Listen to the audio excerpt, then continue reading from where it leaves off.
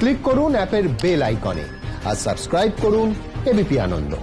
সব সময় থাকুন খবরে।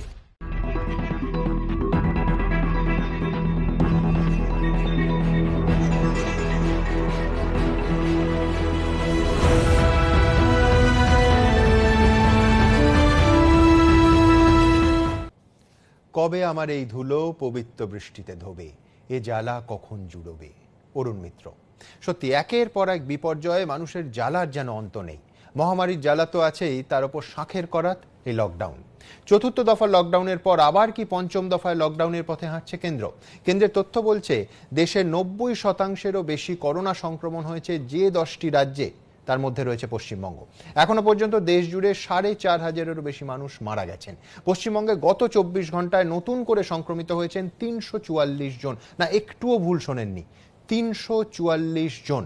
এই সংখ্যা এখনো পর্যন্ত এ রাজ্যে সর্বোচ্চ। আবার আজ থেকেই চালু হলো কলকাতা দিল্লি বিমান চলাচল।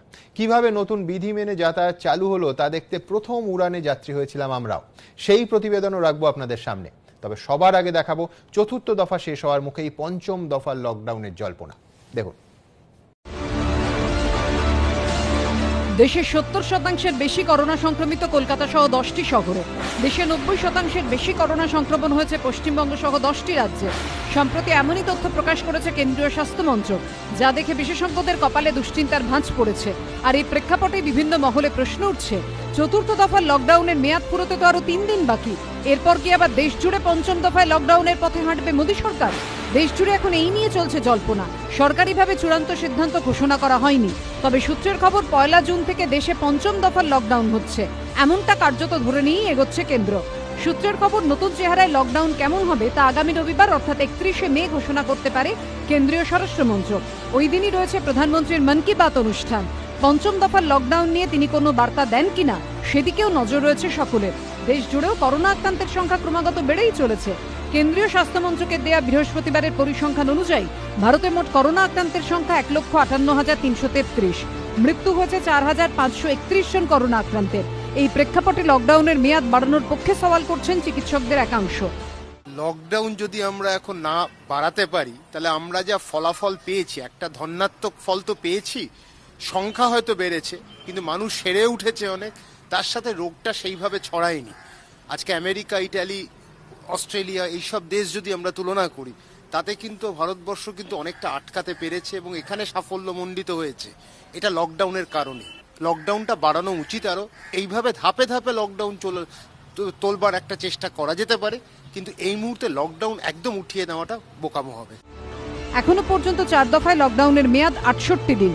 কেন্দ্রীয় স্বাস্থ্য মন্ত্রকের পরিসংখ্যান অনুযায়ী 25শে মার্চ প্রথম দফা লকডাউন শুরুর দিন দেশে করোনা আক্রান্তের সংখ্যা ছিল 618, মৃতের সংখ্যা ছিল 13। 15ই এপ্রিল দ্বিতীয় দফার লকডাউনের শুরুর দিনে দেশে করোনা আক্রান্তের সংখ্যা 12,000 ছাড়িয়ে যায়, মৃতের সংখ্যা বেড়ে হয় 414।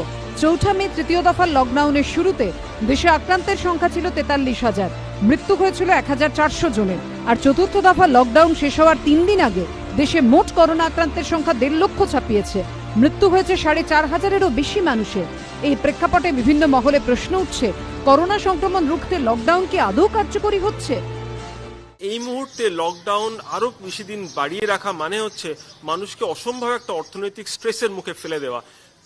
তার ফলাফল সামলাতে কিন্তু গভর্নমেন্টের এই কোভিড সংক্রান্ত যে সমস্যাগুলো রয়েছে তার থেকে অনেক বেশি রিসোর্স ইউটিলাইজ করতে হবে, যেটা কিন্তু সরকারের কাছে নেই।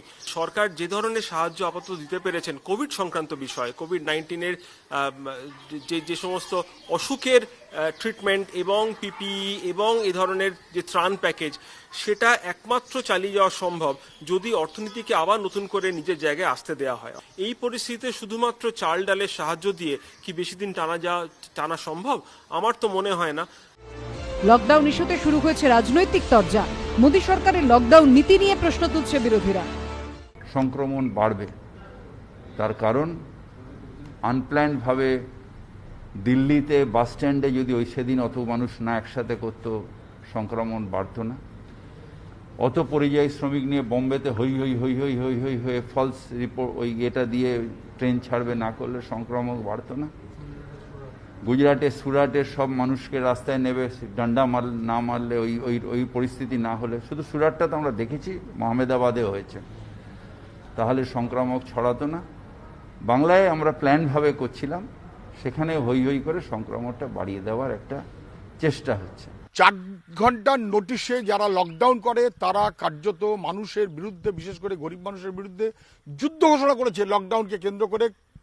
কিন্তু আজকে একরকম বলছি, কালকে আর একরকম বলছি, কোনো গাইডলাইন নেই। ধরুন এই যে পরিযায়ী শ্রমিক আসছে বাইরের রাজ্য থেকে, কোথায় থাকবে, কে তার টেস্ট করবে, কোনো বন্দোবস্ত আছে? এইরকম দুর্বিষহ অবস্থা নিয়ে লকডাউনের তো কোনো মানে হয় না। আর লকডাউন আছে নাকি? পাল্টা কটাক্ষ ছুড়ে দিয়েছে বিজেপি। লকডাউন তো নাই কোথাও। আপনার মনে হলো কি রাস্তা আসার সময় লকডাউন চলছে পশ্চিমবাংলায়? এটা রেড জোন কোথাও মনে হয়েছে? কোনো বাজার হাট দেখে মনে হয়েছে? কেবল বিজেপি লকডাউন মানবে কেননা কেন্দ্র সরকার করেছে? এটা চলতে পারে না। আমরা তো সাধারণ মানুষের স্বার্থে, সমাজের স্বার্থে নিজেদেরকে কোয়ারেন্টাইন করে নিচ্ছি, বাড়ির মধ্যে রেখেছিলাম এতদিন। কিন্তু আজকে যে বিপদ এসেছে, আজকে সাধারণ মানুষের কাছে দাঁড়াবার দরকার। এখানকার রাজ্য সরকারের সেচ ক্ষমতা যোগ্যতা নেই, তারা লোককে সুবিধা দিতে পারছে না। বৃহস্পতিবার বিভিন্ন রাজ্যের মুখ্য সচিবদের সঙ্গে ভিডিও কনফারেন্স করেন ক্যাবিনেট সচিব। সূত্রের খবর, লকডাউন পরিস্থিতি নিয়ে রাজ্যগুলি কি ভাবছে সে সম্পর্কে জানতে চেয়েছে কেন্দ্র। শনিবারের মধ্যে লিখিতভাবে মতামত জানাতে বলা হয়েছে রাজ্যগুলিকে। নবান্ন সূত্রে খবর, এদিন রাজ্য সরকারের পক্ষ থেকে কেন্দ্রকে বলা হয় এখন কোনোভাবেই যেন লোকাল ট্রেন চালু না করা হয়, কারণ শহরতলির ট্রেনগুলিতে এতটাই ভিড় হয় যে কোনোভাবেই সোশ্যাল ডিস্টেন্সিং মেনে চলা সম্ভব নয়। সূত্রের খবর, এখন কেন্দ্রের প্রাথমিক লক্ষ্য কন্টেনমেন্ট জোন থেকে সংক্রমণ যাতে কোনোভাবে না ছড়ায়। দ্বিতীয় লক্ষ্য অর্থনীতির চাকাকে সচল রাখা। কিন্তু তার বাস্তবায়নে কি কৌশল নিতে পারে মোদী সরকার, সেটাই প্রশ্ন। বিজেন্দ্র সিংহ, ঝিলম করঞ্জয়ের রিপোর্ট, এবিপি আনন্দ। আমি শুরুতেই আমার 3 জন অতিথির কাছে যাবো, কিন্তু তার আগে সেই পুরনো কথাটা বলবো যে একেবারে স্পষ্ট দুটো মত। একটা চিকিৎসকদের মত, ডাক্তারবাবুরা বলছেন যে মোট আক্রান্তের 70% যে ভারতের 10টা শহরের মধ্যে মুম্বাই, দিল্লি, চেন্নাই, আহমেদাবাদ যেমন আছে, আমাদের কলকাতাও আছে। শুরুতেই বললাম যে পশ্চিমবঙ্গ সহ 90% কেস 10টা রাজ্যে যদি আমরা একটা ম্যাপ তৈরি করি তাতে পশ্চিমবঙ্গ পড়ছে। সুতরাং এই মুহূর্তে লকডাউন, এই ফার্স্ট ফেজ, লকডাউন ফেজ 5 অবশ্যই দরকার। কারা বলছেন? ডাক্তারবাবুরা।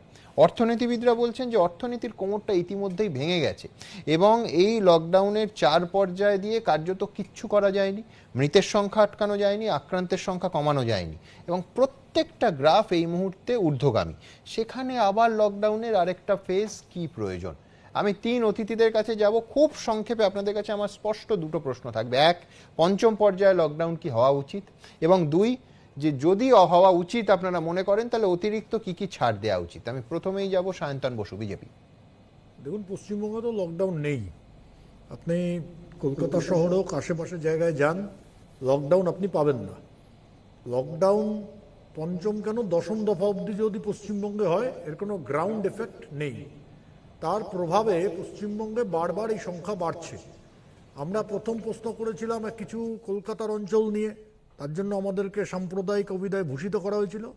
এখন সারা কলকাতার শহরে শুধু সকাল 7টা থেকে সন্ধ্যে 7টা নয়, আমি আপনাদের চ্যানেলে এখন আসছি রাত 8টা বাজে, এই সময়েও কলকাতার শহরের কোথাও লকডাউন নেই। বেশ কিছু জায়গায় দোকানপাট খোলা, বেশ কিছু জায়গায় লোকজন ঘুরে বেড়াচ্ছে, এই স্টুডিওর আশেপাশেই ঘুরে বেড়াচ্ছে, আপনারা বেরোলেও দেখতে পাবেন। যতক্ষণ না বাস্তবিক লকডাউন, এফেক্টিভ লকডাউন হচ্ছে, ততক্ষণ এই লকডাউন এক্সটেন্ড করার কোনো মানে হয় না। যদি এক্সটেন্ড করা হয় তাহলে যেন ভালোভাবে একে মেনটেন করা হয়। অর্থাৎ সায়ন্তন বসু বলছেন যে 4র্থ দফা অবধি লকডাউন নেই, যার ফলে পঞ্চম দফা হলো কি না হলো পশ্চিমবঙ্গে কি যায় আসে। দেবাংশু ভট্টাচার্য। প্রথমেই একটা কথা বলি, সায়ন্তনদা শুরুতেই বললেন যে পশ্চিমবঙ্গে লকডাউন মানা হচ্ছে না। ডক্টর হর্ষবর্ধন একদিন একটা প্রেস মিট করছিলেন, তো সেই প্রেস মিটে তাকে সাংবাদিকরা জিজ্ঞাসা করে যে আহমেদাবাদ, চেন্নাই থেকে দিল্লির মতো যে শহরগুলোতে এত সংখ্যক রোগ ছড়িয়ে পড়ছে, এর কারণটা কি? তখন ডক্টর হর্ষবর্ধন বলেছিলেন, আপনারা যদি সেই প্রেস মিটের রেকর্ডিংটা দেখেন, যে এসব জায়গায় মানুষ লকডাউনটাকে সিরিয়াসলি নেয়নি, সেই কারণে এখানে রোগের এত প্রাদুর্ভাব। এর মধ্যে কিন্তু আহমেদাবাদও ছিল প্রশ্নের মধ্যে। আহমেদাবাদ কাদের শহর? সায়ন্তন বাবুর দল বিজেপির সরকার সেখানে চলছে। আজকে আহমেদাবাদ হচ্ছে অন্যতম সবচেয়ে বেশি আক্রান্ত শহর, কারণ আমরা প্রত্যেকে জানি ডোনাল্ড ট্রাম্পের সেই প্রোগ্রাম প্রথম আক্রান্ত হওয়ার পরও সেখানে অ্যারেঞ্জ করা হলো এবং কোনো রকম বুদ্ধির পরিচয় দেওয়া হলো না। আমরা তো সুমনদা একটা কথা এখানে বলতে চাই যে এই যে ধরুন আজকে পরিযায়ী শ্রমিকগুলো আসছে, আজকে সেই জায়গা থেকেও তারা একটা হটস্পট জোন থেকে আসছে বা সেখানে আক্রান্তময় অনেক জায়গা থেকে আসছে, তাদের মধ্যে থেকে একটা করোনা ছড়ানোর সম্ভাবনা রয়েছে। তো আমরা তো সহজভাবে বলছি যে রাজ্য থেকে পরবর্তী হচ্ছে পর্যায়ে এই পাঠে আসবো, সেটা হচ্ছে কর্ণাটক সরকার কিন্তু বিজেপির সরকার, তারা কিন্তু 5টা রাজ্য থেকে মহারাষ্ট্র, গুজরাট, তামিলনাড়ু, মধ্যপ্রদেশ, রাজস্থান যে কোনো কারুর আসা, বিমানে আসা, গাড়িতে আসা, ট্রেনে আসা একেবারে বন্ধ করে দিয়েছে। হ্যাঁ। তৃণমূল ভাবছে সেরকম কিছু? হ্যাঁ দেখুন সুমনদা, আমরা পরিযায়ী শ্রমিকদের রাজ্যে ফেরানোর পক্ষে, কিন্তু এখানে দুটো কথা আছে। প্রথম কথা কি, মমতা বন্দ্যোপাধ্যায় আগের দিন দেখেছেন আপনারা কিছু স্পেসিফাই করে দিয়েছেন স্টেট, যেগুলোর ক্ষেত্রে কোয়ারেন্টাইনের কথা বলা হয়েছে বাধ্যতামূলকভাবে। এবং দ্বিতীয় যেটা কথা, আমাদের প্রশ্ন, যে রাজ্য থেকে শ্রমিকদের ছাড়া হচ্ছে সেই রাজ্য যদি টেস্ট করে তাদেরকে পাঠায়, সেক্ষেত্রে না ট্রেনে তারা সব কাছাকাছি বুঝলাম। বসছে কি না বসছে। আজকের পরিস্থিতিতে কর্ণাটকের বিজেপি সরকার, আবার বলছি 5টা রাজ্য থেকে মহারাষ্ট্র, গুজরাট, তামিলনাড়ু, মধ্যপ্রদেশ, রাজস্থান সমস্ত বিমান, সমস্ত গাড়ি, সমস্ত ট্রেনের আসা কিন্তু নিষিদ্ধ করলো। আমি এর পরবর্তী পাঠে আসবো, কিন্তু আগে পার্থপ্রতিম বিশ্বাস। পার্থবাবু, লকডাউন ফেজ 5 উচিত, আর যদি উচিত হয় তাহলে কি কি ধরনের ছাড় দেওয়া উচিত? প্রথম আমি বলি যে লকডাউন করা হচ্ছিল যে উদ্দেশ্যে, মূলত হচ্ছে যে আমাদের এই সংক্রমণটাকে আরো একটু ডিলেট করাতে। কিন্তু লকডাউন কখনোই হচ্ছে যে কেবল একমাত্র রেমেডি ছিল না এই সংক্রমণ প্রতিরোধে। তার সাথে যেটা ছিল যে চিকিৎসার পরিকাঠামো গড়ে তোলা, অনেক বেশি টেস্ট, সেটা গোটা দেশ জুড়ে তো বটে, আমাদের রাজ্য হচ্ছে যে আমরা ফেল করেছি অভিষ্ট টার্গেটের থেকে। ফলে এখন আপনি যে লিস্টটা পড়ছেন, যে গোটা দেশে যে শহরগুলোর কথা বললেন, যে পপুলেশন ডেন্সিটির নিরিখে এরা হচ্ছে ভীষণ ডেন্সলি পপুলেটেড সিটি। ফলে এখানে হিন্দু, মুসলমান, বৌদ্ধ, জৈনের প্রশ্ন নয়, জনঘনত্বের কারণের জন্যই, এবং যেহেতু অ্যাওয়ারনেস, ইনফ্যাক্ট শাসক বিরোধীরও প্রশ্ন নয়, হ্যাঁ বিজেপিও আছে, অবিজেপিও আছে। এক্স্যাক্টলি। ফলে সেই কারণের জন্যই হচ্ছে এই ধরনের সংক্রমণ এই জনঘনত্বের কারণেই হচ্ছে অনেক বেশি বেড়েছে, যেহেতু আমাদের সেই প্রোটেকশনটা নেই। ফলে এখানে দাঁড়িয়ে আমার নিজের 2-3টে জায়গায় খটকা আছে। আমি আপনাকে একটা বলছি, যে যদি কলকাতা থেকে আমরা বিমান চালানো শুরু করে দিলাম লকডাউন চালানো অবস্থায়, একটা A320 এয়ারক্রাফটে 300 জন লোককে নিয়ে আপনি কলকাতা দিল্লি 2.5 ঘন্টায় যদি যান, হোয়াট ইজ দ্য ডিফারেন্স একটা মাল্টিপ্লেক্স একটা হল খুলে দেওয়ার সাথে? আমি আপনাকে বলছি কোন কারণের জন্য স্পেশাল ট্রেন শুধুমাত্র চালানো হচ্ছে, পরিযায়ীদের ট্রেন আনা এক জিনিস। আচ্ছা, এটা হচ্ছে ভাবা দরকার। লকডাউন যদি শিথিল করতে হয়, আমি শৈবালবাবুর সাথে অনেকটা একমত। আপনি প্রতিবেদন যেটা দেখালেন, যে শিথিল যদি করতে হয় কতগুলো পরিকল্পনার ভিত্তিতে, পরিকল্পনা ছাড়া লকডাউন গৃহীত হয়েছে আমাদের দেশে, পরিকল্পনা ছাড়া লকডাউন চলছিল, পরিকল্পনা ছাড়া লকডাউন থেকে বেরোনোর চেষ্টা করছি। এই কারণে বলছি যে যখন ইকোনমিক অ্যাক্টিভিটি আপনি শুরু করবেন, ফার্স্ট অ্যান্ড ফরমোস্ট ডিউটি হচ্ছে যে what should be transport plan, অর্থাৎ পরিবহনের কি বিকল্প ভাবনা, সেটা না আছে গোটা দেশ জুড়ে, না আছে রাজ্য জুড়ে। আবার সেই বাদুড়জোড়া ভিড়, ট্রেন, মেট্রো, অটো, বাস, যদি তা হয় তাহলে তো আমি আবার ফিরে যাচ্ছি সেই পুরনো জায়গাটায় এই ব্যাধিটা নিয়ে। তাহলে সেই সম্পর্কে বিকল্প ভাবনা নেই। এবং মেট্রো শহরগুলো যেখানে সবচেয়ে বেশি আক্রান্ত, আমি শুধু আপনাকে একটাই বলবো, যে এই জায়গাগুলো হচ্ছে লকডাউন অবশ্যই এক্সটেন্ড করা উচিত, কিন্তু লকডাউনের মতো করে তামাশায় যেন পরিণত না হয় লকডাউন। বেশ, অর্থাৎ শিথিল নয়, একেবারে দৃঢ়ভাবে লকডাউন, এবং সেই লকডাউন এক্সটেন্ড করা উচিত। আমি দ্রুত এবার আসবো আরেকটা খুব গুরুত্বপূর্ণ রাজনৈতিক পার্টে, তার কারণ এর আগে স্বাধীন ভারতবর্ষের ইতিহাসে এই ধরনের কোনো ঘটনা আমরা শুনিনি, অন্তত তা প্রকাশ্যে আসেনি। রাজ্যের মুখ্যমন্ত্রী দেশের স্বরাষ্ট্রমন্ত্রীকে বলছেন যে যদি মনে করেন আমরা পাচ্ছি না তাহলে আপনি সামলান, আর কেন্দ্রীয় স্বরাষ্ট্রমন্ত্রী বলছেন এটা নির্বাচিত সরকার, মানুষের ভোটে জিতে আসা সরকার, আমরা ভাঙবো কি করে। কালকে মমতা বন্দ্যোপাধ্যায় বলেছেন, অবশ্যই কেন্দ্রীয় স্বরাষ্ট্রমন্ত্রী অমিত শাহ, এখনো পর্যন্ত আমরা যা জানি কোনো রিজয়েন্ডার সে তরফ থেকে আসেনি। আমি দ্রুত একবার কি বলেছেন এবং তা নিয়ে উদ্ভূত রাজনৈতিক বিতর্ক আপনাদের সামনে রাখবো, দেখুন। আপনার যদি মনে হয় ওয়েস্ট বেঙ্গল গভর্নমেন্ট করতে পারছে না, আপনি নিজে নিন না, আপনি নিজে করোনাটাকে সামলান, আমার কোনো আপত্তি নেই। বিশেষ ট্রেনে মহারাষ্ট্র থেকে পরিযায়ী শ্রমিকদের বাংলায় ফেরানো নিয়ে কেন্দ্র রাজ্য চাপানোতর তুঙ্গে। সেই সংঘাতের আঁচ আরো বাড়িয়ে বুধবার এভাবেই সরব হন মমতা বন্দ্যোপাধ্যায়। করোনা সংক্রমিতের সংখ্যার নিরিখে দেশের মধ্যে শীর্ষে মহারাষ্ট্র। দেশের 1/3-এরও বেশি আক্রান্ত এই রাজ্যে। সেই মহারাষ্ট্র থেকেই প্রায় 50,000 শ্রমিককে বিশেষ ট্রেনে ফেরানো হচ্ছে বাংলায়। এ নিয়ে বিশেষজ্ঞ এবং সাধারণ মানুষ যখন আশঙ্কার প্রহর গুনছেন, তখন এ নিয়ে রাজনৈতিক তরজা সপ্তমে। বুধবার এ নিয়ে কেন্দ্রের বিরুদ্ধে সরব হন মুখ্যমন্ত্রী। আমি তো বলেছিলাম কিছুদিন আগে, আপনারা কেউ জানেন না, আমি অমিত শাহকে একদিন বলেছিলাম যে এত টিম পাঠান। আপনার যদি মনে হয় ওয়েস্ট বেঙ্গল গভর্নমেন্ট করতে পারছে না, আপনি নিজে নিন না, আপনি নিজে করোনাটাকে সামলান, আমার কোনো আপত্তি নেই। বাট আমি তাকে থ্যাঙ্কস জানাচ্ছি, কারণ তিনি সেদিন আমায় বলেছিলেন, তিনি আজকে প্রেজেন্ট নেই এখানে, যে নেই চুনে হুয়া গভর্নমেন্ট কো হাম कैसे तोड़ सकता है বলেছিলেন। কিন্তু এটা আমি দেখুন আপনাদের বলতাম না, কিন্তু আজকে এই ব্যবস্থা হচ্ছে বলে আমি অমিত শাহকে বলবো টু টেক কেয়ার। বিজেপি অবশ্য এই নিয়ে পাল্টা কটাক্ষ ছুড়ে দিয়েছে। আজকে আপনি বিফল হয়েছেন, তাই সরকারটা অন্য কাউকে দিয়ে দেবেন। এতদিন আপনি সরকারের মাধ্যমে এখানে জনগণকে শাসন তো করেননি, শোষণ করেছেন। আর আজকে যখন পাকে পড়ে গেছেন তখন অন্য কেউ সহায়তা করে, এটা হবে না। আপনাকেই 5 বছর সামলাতে, আমরাও দেখতে চাই। সরকার ভাঙা মানে 356 লাগানো, সেটা কংগ্রেস করেছে। কোনো সরকার যদি ভেঙে পড়ে তার দায় আমাদের নাই। এ নিয়ে মুখ্যমন্ত্রীকে খোঁজা দিতে ছাড়েনি সিপিএমও। মাননীয় মুখ্যমন্ত্রী, আপনাকে চলে যেতে হবে, এটা নিশ্চিত। আপনিও বুঝে গেছেন এত সহজে কেউ রেহাই দেবে না। কৈফিয়ত নিয়ে মানুষ ছাড়বে, শহীদ হব এই মনোভাব নিয়ে বেঁচে থাকার প্রচেষ্টা করবেন না। মুখ্যমন্ত্রী হঠাৎ দেখছি অমিত শাহর উপরে খুব প্রসন্ন হয়ে গেলেন। বিরোধীদের পাল্টা জবাব দিয়েছে তৃণমূল। অমিত শাহ নিজের রাজ্য গুজরাট সামলাতে পারছেন, উনি কি পশ্চিমবঙ্গ সামলাবেন? পশ্চিমবঙ্গ আমরাই সামলাবো, মমতা ব্যানার্জি সামলাবে।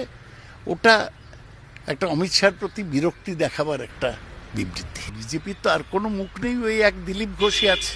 সব ব্যাপারেও বলে, কিন্তু ও তো সব ব্যাপারে বোঝে না, সুতরাং যা পারে বলে দিচ্ছে। তবে কেন্দ্রের বিরুদ্ধে সুর চড়ালেও সেই সঙ্গে প্রধানমন্ত্রীর হস্তক্ষেপও চেয়েছেন মুখ্যমন্ত্রী।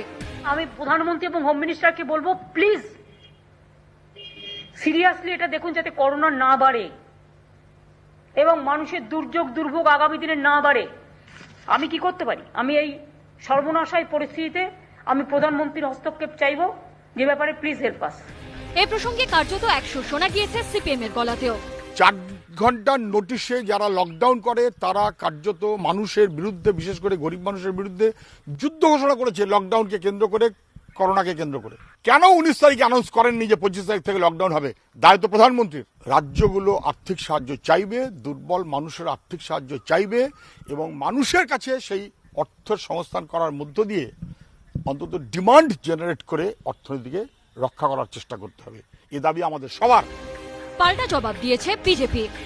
যেদিন তুফান এসছে, মুখ্যমন্ত্রী খালি কথার কথা বলেছিলেন প্রধানমন্ত্রীকে আসতে, পরের দিন প্রধানমন্ত্রী পৌঁছে গেছেন, সঙ্গে নিয়ে ঘুরেছেন, 1000 কোটি টাকা হাতে দিয়ে গেছেন। আপনি সহায়তাও চান না, আপনি করতেও পারবেন না, কেবল রাজনীতি করতে চান। সব মিলিয়ে একদিকে করোনা সংক্রমণ যখন বাড়ছে, তখন তা নিয়ে রাজনৈতিক তরজার পারদও চড়ছে। অরিত্রিক ভট্টাচার্য, কৃষ্ণেন্দু অধিকারী ও সৌভিক মজুমদারের রিপোর্ট, এবিপি আনন্দ।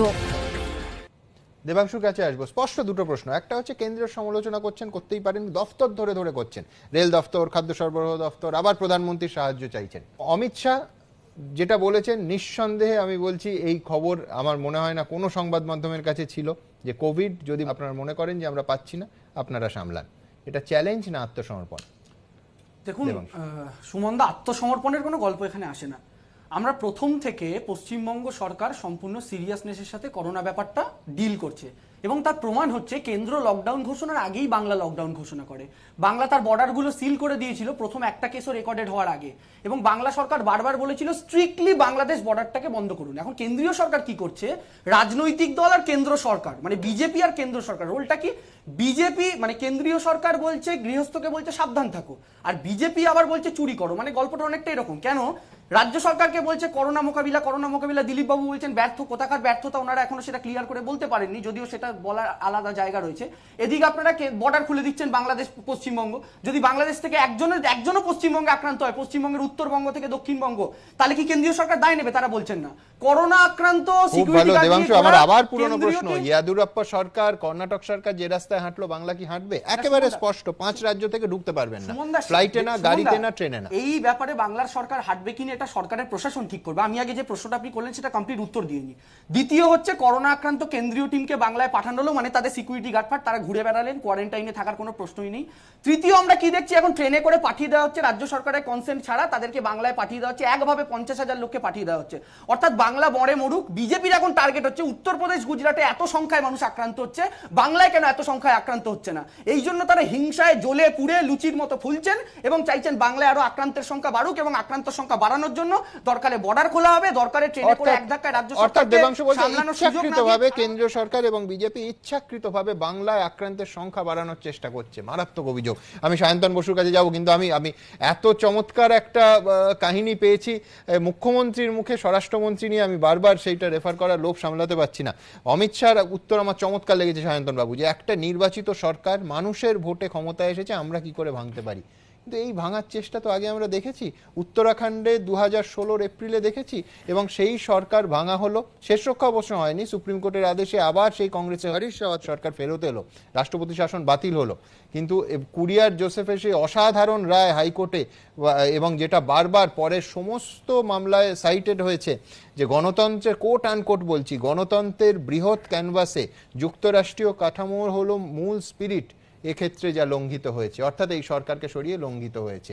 তো সরকার ভাঙার ক্ষেত্রে অমিত শাহ যেটা বলেছেন, সেটা কি বিজেপির সাম্প্রতিকতম স্ট্যান্ড, সায়ন্তন বাবু? আমাদের চিরকালেরই তাই স্ট্যান্ড। আমি অরিজিনাল যিনি মূল কথাটা বলেছেন মাননীয় মুখ্যমন্ত্রী, সমাধান ওনার হাতে আছে, কারুর ভাঙাভাঙির দরকার নেই। উনি রাজ্যপালকে পদত্যাগপত্র পাঠিয়ে দিন, এমনি সরকারটা পড়ে যাবে। এক লাইনের কাজ তো ওনার, কেন বলছেন ভাঙতে? আমাদের প্রশ্ন বামপন্থীরা বলছেন শহীদ হবে, আপনি যে রাস্তায় যাচ্ছেন শহীদ হবে। আমরা চাই না কোনো নির্বাচিত সরকারকে ফেলে শহীদ করতে, কোনো নির্বাচিত সরকার চলে যাক। আমরা চাই তিনি পূর্ণ টার্ম কমপ্লিট করুন। কিন্তু মুখ্যমন্ত্রী যেটা বলছেন, যদি মুখ, কথা আর মন এক থাকে, তাহলে এত কিছু বলার প্রয়োজন হয় না। রাজভবন যেতে বেশিক্ষণ লাগবে না, 1 থেকে 2 মিনিটের সময় লাগবে। আর আজকে সাংবাদিকরা আমাকে প্রশ্নও করেছিলেন, আমি বলেছি যে উনি স্টেপ ডাউন করুন। যখন উনি বলছেন করোনা যখন মুক্ত হয়ে যাবে পশ্চিমবঙ্গ, তখন আবার উনি মুখ্যমন্ত্রী হন, কোনো অসুবিধা নেই। মাঝখানের সময়টা উনি ছেড়ে দিন, পশ্চিমবঙ্গের মানুষকে বাঁচান। কারণ দেখুন, অদ্ভুত অদ্ভুত যুক্তি, মানে এটা তো দাঁড়াচ্ছে অমিত শাহ দায়িত্ব নিতে রাজি নন, সায়ন্তন বসু রাজি। আমার রাজি প্রশ্ন নয়, ওনাকে সিদ্ধান্ত নিতে হবে মুখ্যমন্ত্রীকে। মুখ্যমন্ত্রীর হাতেই তো বল রয়েছে। ওনাকে তো ফোন করে অমিত শাহকে কেন, আপনাদের কেন, কাউকে বলার দরকার নেই। রাজ্যপাল জগদীপ ধনখড়কে বলতে হবে যে আমি চালাতে পারছি না, আমাকে ছেড়ে দেওয়া হোক। অমিত শাহ অথরিটি নন এখানে, জগদীপ ধনখড় অথরিটি, মহামহিম রাজ্যপাল অথরিটি। তাকে বলতে হবে, তিনি তো ভুল জায়গায় ভুল কথা বলছেন। তার জন্য সমস্যাটা কি, মাননীয় মুখ্যমন্ত্রী এর আগে আমি দেখেছি অনেকবার, পার্থদারা তো মনেও আছে, যখন উনি সমস্যায় পড়েন তখন নানা রকম, কখনো বলেন মাদাগাস্কার থেকে লোক এসছে আমাকে খুন করতে, কখনো বলেন কলম্বিয়া থেকে মানুষ এসছে আমাকে প্রাণে মেরে ফেলতে, আমাকে বিজেপি মেরে ফেলবে। এ ধরনের নানা রকমের, কখনো মৃত্যুর খবর, কখনো ছেড়ে দেওয়ার খবর, কখনো চলে যাওয়ার খবর, কখনো বরখাস্তের খবর। যখনই বিপদে পড়েন তখন এ ধরনের ঘটনা ঘটে। কিন্তু আজকের দিনের বিপদটা ওনার না, পশ্চিমবঙ্গের মানুষের।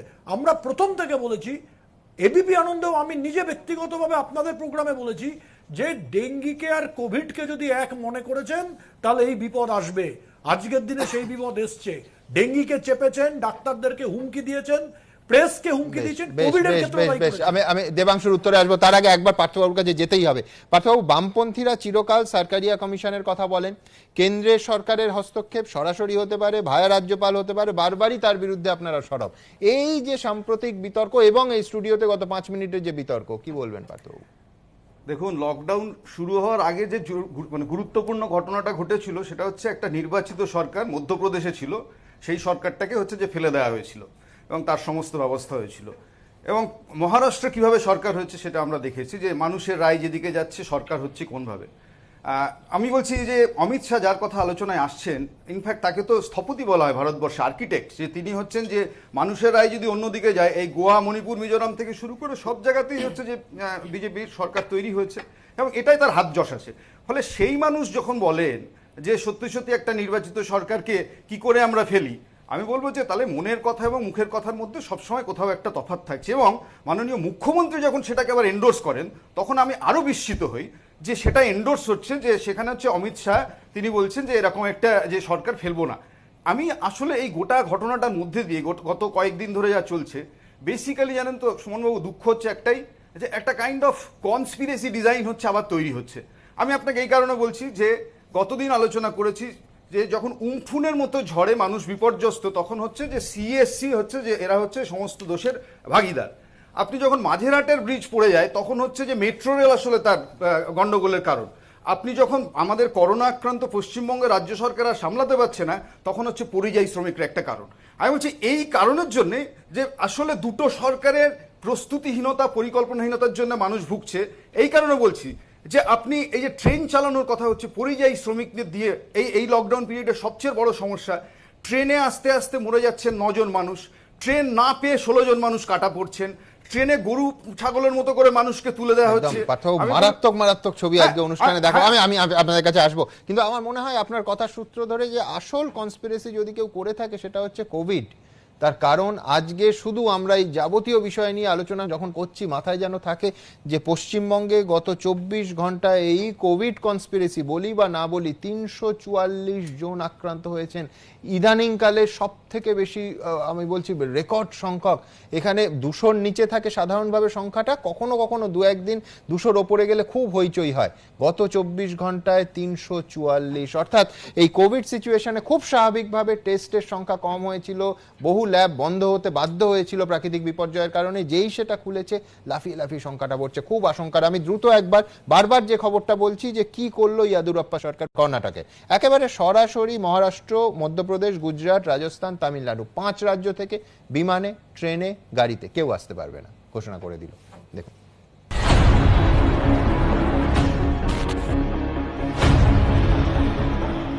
পরিযায়ী শ্রমিকরা নিজের রাজ্যে ফিরলে সংক্রমণ বাড়বে বলে আশঙ্কা করছেন বিশেষজ্ঞরা। এই প্রেক্ষাপটে এবার বড় সিদ্ধান্ত নিল বিজেপি শাসিত কর্ণাটক সরকার।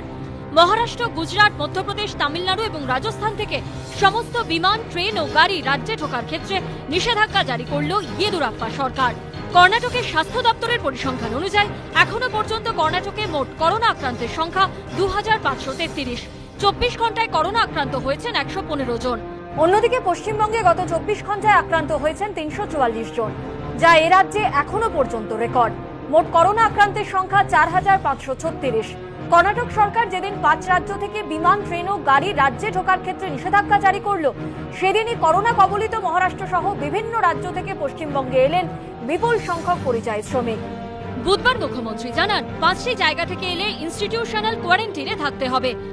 5টা স্টেট বিশেষ করে যেখানে বেশি হচ্ছে hotspot area, Maharashtra, Madhya Pradesh, Gujarat, Delhi and Chennai. এই ভাই বোনেরা যখন আসবে তাদের তখন আপনারা ইনস্টিটিউশন কোয়ারেন্টাইন করবেন। স্কুলগুলো আমি নিচ্ছি এই কারণে, এই 5টা স্টেট থেকে আসলে তাদের ওখানে রাখবেন। কিন্তু তেমনটাই কি হয়েছে? এদিন সন্ধে হাওড়া স্টেশনে একটি ট্রেন আসে। ট্রেনের যাত্রী পরিযায়ী শ্রমিকদের থার্মাল স্ক্রিনিং এর পর বাসে চড়িয়ে তাদের জেলার উদ্দেশ্যে রওনা করিয়ে দেওয়া হয়। মহারাষ্ট্র থেকে যারা পরিযায়ী শ্রমিকরা হাওড়ায় এসে পৌঁছচ্ছেন ট্রেনে করে, বিশেষ ট্রেনে করে, তাদেরকে এইখান থেকে রাজ্য সরকার নিয়ে যাওয়ার ব্যবস্থা করছে। প্রত্যেকটি বাসের সামনেই আপাতত একটা বোর্ড রাখা রয়েছে কোন জেলায় এই বাসটি যাবে।